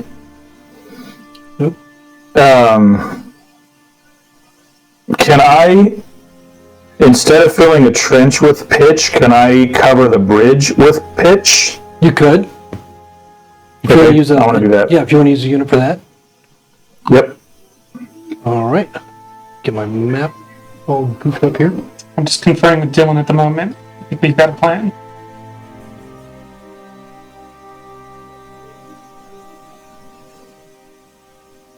All right.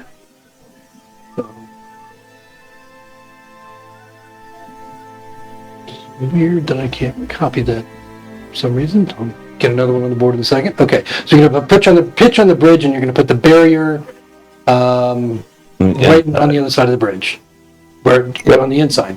Got it. Structures? I'm going to actually do the same. I think that I didn't overhear what's that? Sorry, there was one more structure. I want to build a large sign and have painted with big red letters, free food on the southwest bridge, and point that direction.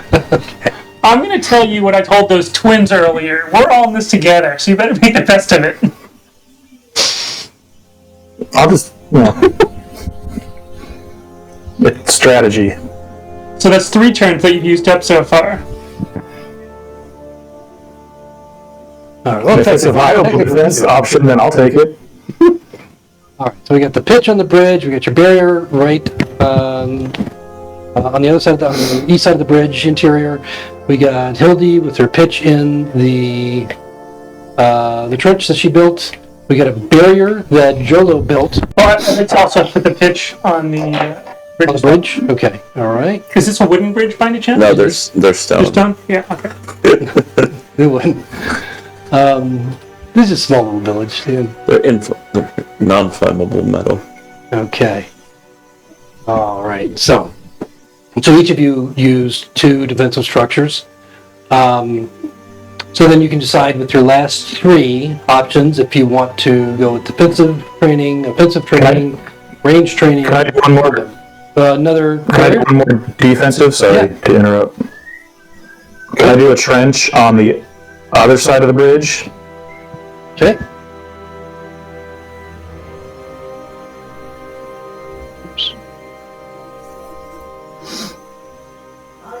Okay. All right. So it's the hexes aren't lined up, but I will consider that abutted up against the beginning of the bridge there. And the barrier on the inside is butted up against the... Yes. Okay. Yep. Exactly. Cool. In both cases, so they can't can't get around it. And if I can see how to turn this, there we go. Okay, so I have a barrier and I have pitch. Is that correct? Yep. So you have barrier and pitch. Maybe you can put this in such a way that oh, good. I can just stick it there. All right. Perfect. Good. Good. Look at that death trap. Okay. So anybody else with these defensive measures?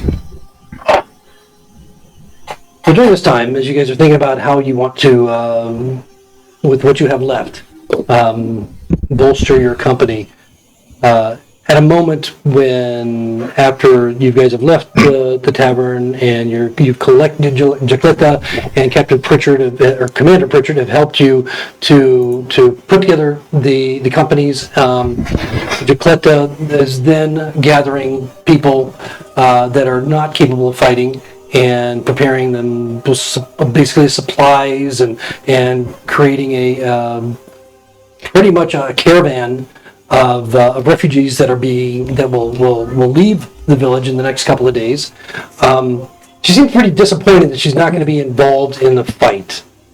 And of course, multiple messengers, in case one runs afoul, have been sent to Yorwick. But you're a couple days from Yorwick, and the commander seems rather uncertain that troops will arrive before the undead will.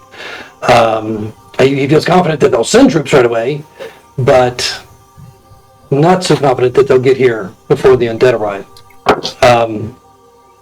Jolo and Dylan, in a moment that they have together, Dylan just grabs Jolo by the front of his robes and brings him in real close. Do everything I tell you to do. You understand? I don't care if you're in charge. You do the way I tell you, so we both survive. I'll protect you. I know what I'm doing. I've been trained. I've studied. I've been doing combat training for years now. I was almost the second in my class. So, listen to me. He just pushes you away. It's not too late for me just to get a couple extra words in, is it? Of course not. I'm gonna look at him. Oh look, here comes the horde. Straight into the eyes. And I say, your energy, your spirit, your eagerness for battle inspires me, and I know that together we will be able to keep this town safe and destroy the angry horde. Seems confused. And I just walk away. Yeah. Watches you walk away. You just see him kind of nodding. Yeah, okay. Definitely taking him off guard there with that unexpected polite response. And it didn't lead to violence. It probably did when you were younger. I've been nothing but civil this whole time. I don't know what you're talking Even a about. couple days ago when he first found you. I can just imagine he's replaying that whole incident on the stairwell now, saying, "What have I done?" Maybe.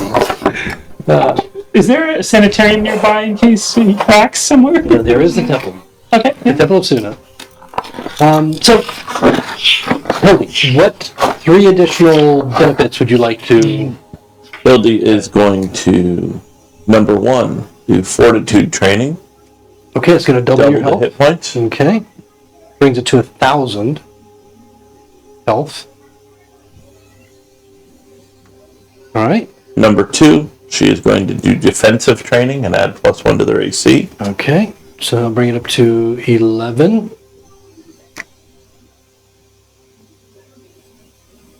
You have their stats, right? Yep. Okay. Yes, I'll bring your AC up to 11. And number 3, she is going to do range training. Okay.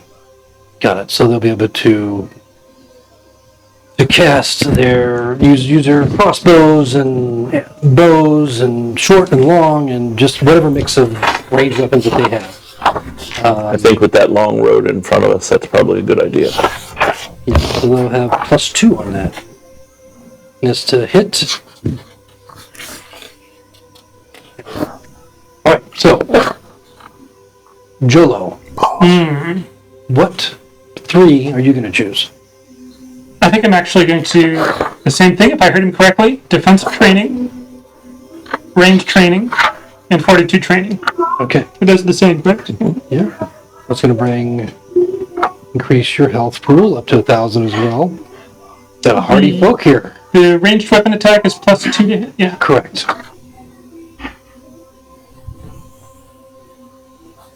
And you roll for AC 11. Yes. Oh, make a note of that. All right. This would be D20. I think you can take 20 or you can roll your d4. 10 times? 20 would be the average. No, you roll a d4 and then you just multiply it times 10. Okay. Right. Okay, and Nihilus. You have 2. 2. Yeah, so fortitude training puts me at 1,000 health, and range training gives me a +2 to hit. Okay. You did say this is And the like a way- well-fed village, so they've all got extra hit points. Yeah, it makes The sense. way I'm reading the barrier, if I'm behind it, we get +2 AC. That's right. Yep. As long as you're, and it's kind of like, the way I have it sitting, it's kind of spanning 2 hexes. So as long as your token abuts either of those hexes, you get the AC Okay. bonus. And of course, that goes away if they Cool. destroy it. Right.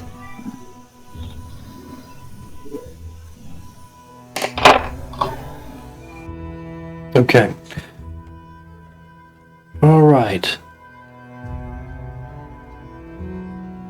So, over the next 5 days, as you're training your company, you're getting to know the people, Jacletta leaves reluctantly with a caravan of villagers to safety, to somewhere that is unknown, as Commander wants to keep that secret in case they were overrun and the undead had a way of knowing where they were going, or extracting that information. So, is there anything that any of you want to do in this 5-day period, as you're getting some reports in every day as to where the commander has sent out people. He no longer has Erothian to fly over and see what's going on from the air. And so he's got 20 or 30 scouts out all the time, night and day. Some of them never return. And he replenishes with what he has. And he does so almost without...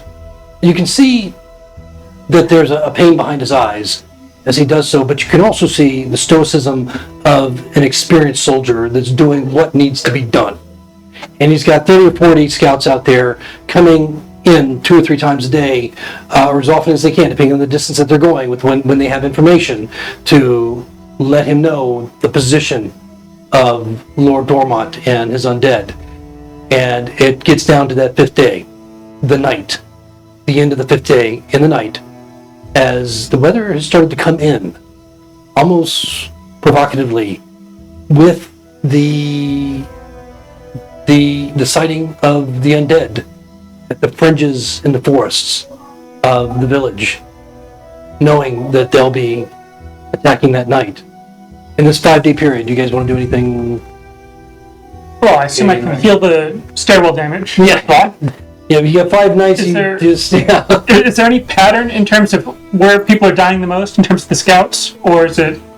It's unknown, because their instruction is to go out and locate the position of the undead, wherever they find them, and then return with that information. And so Commander Pritchard's got this map that is, that's basically like this, but from a much broader view. This huge map that's spread out over 3 or 4 tables have been shoved together. The whole tavern is now a very impressive headquarters. He doesn't have any other soldiers. The only one is Dylan, who's with Jolo. And Rollo. And Rollo, who's retired, but I mean active duty. Mm-hmm. And Rollo is with Hildy, and they're, they're dealing with their own training.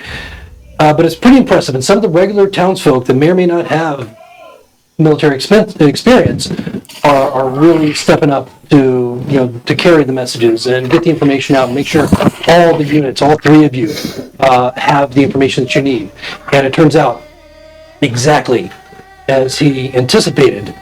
It looks like the undead are grouping in those roads leading into the city. And it's very difficult to be sure what's happening with the flaming steed, as well as Lord Dormont himself, the spirit, as they call it, the specter, as they call it, as it seems to kind of like flit about. It's not, attached to one specific unit, but flit about, and it calls out in a great deep voice in an ancient language that you would probably have an idea now, because the writing that you had to decipher in the tomb is the ancient Lyonesian, vocalized, and they all understand it, apparently, because they're moving in accordance with his commands. Any interactions, anything prior to the night that the undead arrive? Maybe just a quick prayer to Suna would probably be within character. Hexes are 30 feet, yes? They're technically 50 feet, but for all intents and purposes, you can move 2 hexes. I'm looking more for range. Oh, for range? Yeah, so the hexes are 50 feet. Okay. Yeah, so the only wishy-washy thing is there for the movement itself, because we want to maintain that hex, movement. So yeah, 50 feet per hex. Knights, yes. We're going to, those of us on the east road, are going to hold an action, because as near as I can tell, the very end of the map is 300 feet, which would be in our range. Okay. So we're going to hold an action, and as soon as they start coming down that road, we're going to start peppering them. Okay. If you have range beyond that, Well, 320. So okay. So you'll have a little extra. a little bit. Yeah. And maybe an extra turn, depending on how fast they're moving. Okay. All right. And where do you want to position your unit, Hildy? Since the hex is technically 50 feet and the pitch is technically in the trench, Right. we want to be between the building and the trench. Okay, so we'll put you right here. And so you're not really, the whole unit as a unit, you're not really Right. big cover, because you're not all in the building. Understood. Okay. Okay.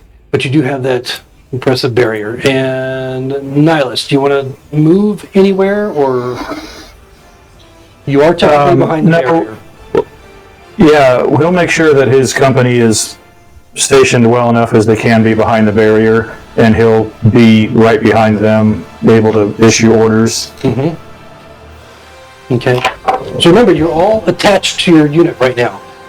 If you do detach from it, then you can do different things and move as an individual, but you'll also leave your company leaderless.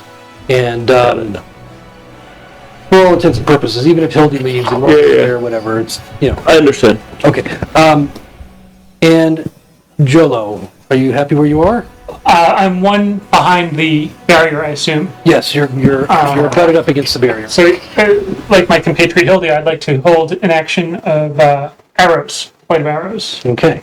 You all have range, right? And health. And then Jolo and Hildy have the additional defensive bonus. Yes. Change it there. if you want. Is it here? No? Alright. Sure. I'll do it. Well, I can't do 2 places. That'd be wrong. Can. You can do whatever you want. This is America. Is it? Actually, Plethwy. That's what I was thinking. Okay. So, okay, so any other actions prior to the night of the living dead approaching? I think Nihilus would kind of go off to himself and just sit in quiet contemplation, thinking about everything again, like he did before. But this is all just kind of a very surreal time for him. He never thought he'd be in a place like this. And he would just, say a prayer to Suna, not Suna. Yeah, You could even I like that. say a prayer to Neve, say a prayer to Pontus, and just kind of wonder how the heck he ended up in this situation with these strangers in this strange land. Hildy will also yay Neve. What? Not Suna? We talked about this. I've never seen Suna do anything for me. I'm gonna have to cancel out his thing and say, yay, Suna! Abbreviated prayer, but I'm gonna make it work. Okay. And Dylan's been oddly quiet and docile, although giving you some very reasonable advice the whole time, just kind of almost in a monotone, as you know, he's still a little bit weirded out by the way that you're interacting with him at this point, and the decisions that you're making, and perhaps some of the recommendations that he's making, you're taking, and some of the other ones you're giving him reasons why you want to do something different. But ultimately, he seems to have shifted into this position where he accepts you as the leader because he was commanded to, and is deferring to what it is, you know, rather than being argumentative or fighting with you about everything, just deferring to the decisions that you make. And so it's interesting, the new wartime relationship that you guys have. And it doesn't feel very brotherly, but in a way it feels more brotherly than it has in a lot of years. This is wartime Jolo. It's all serious. Hildy will also seek out Jolo the night before and say, No. You might die. If you need to lose your virginity, I'm willing to help you out with that, Jolo. I know I said it's all business, but I'm not taking any payments or anything. That's not going to happen. I have to confer with my associates and my men. You and your men? That will be, well... I think if he's a true priest of Suna, I think he's a eunuch, right? I don't think I read that. Maybe I skipped that day. Yeah, that was like at the end. That I took a sick day. It's in the bylaws. she'll then seek out Dylan and When you say it's in the bylaw, I thought law and I said bye. It's done. If you need to lose your virginity, Dylan, I'm willing to help you out with that. Bit taken aback.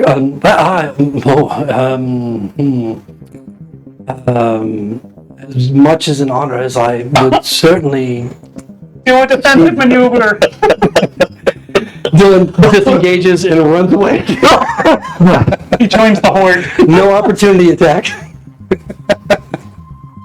all right, it's gonna be fun. You guys ready? I'm ready. Let's go for it.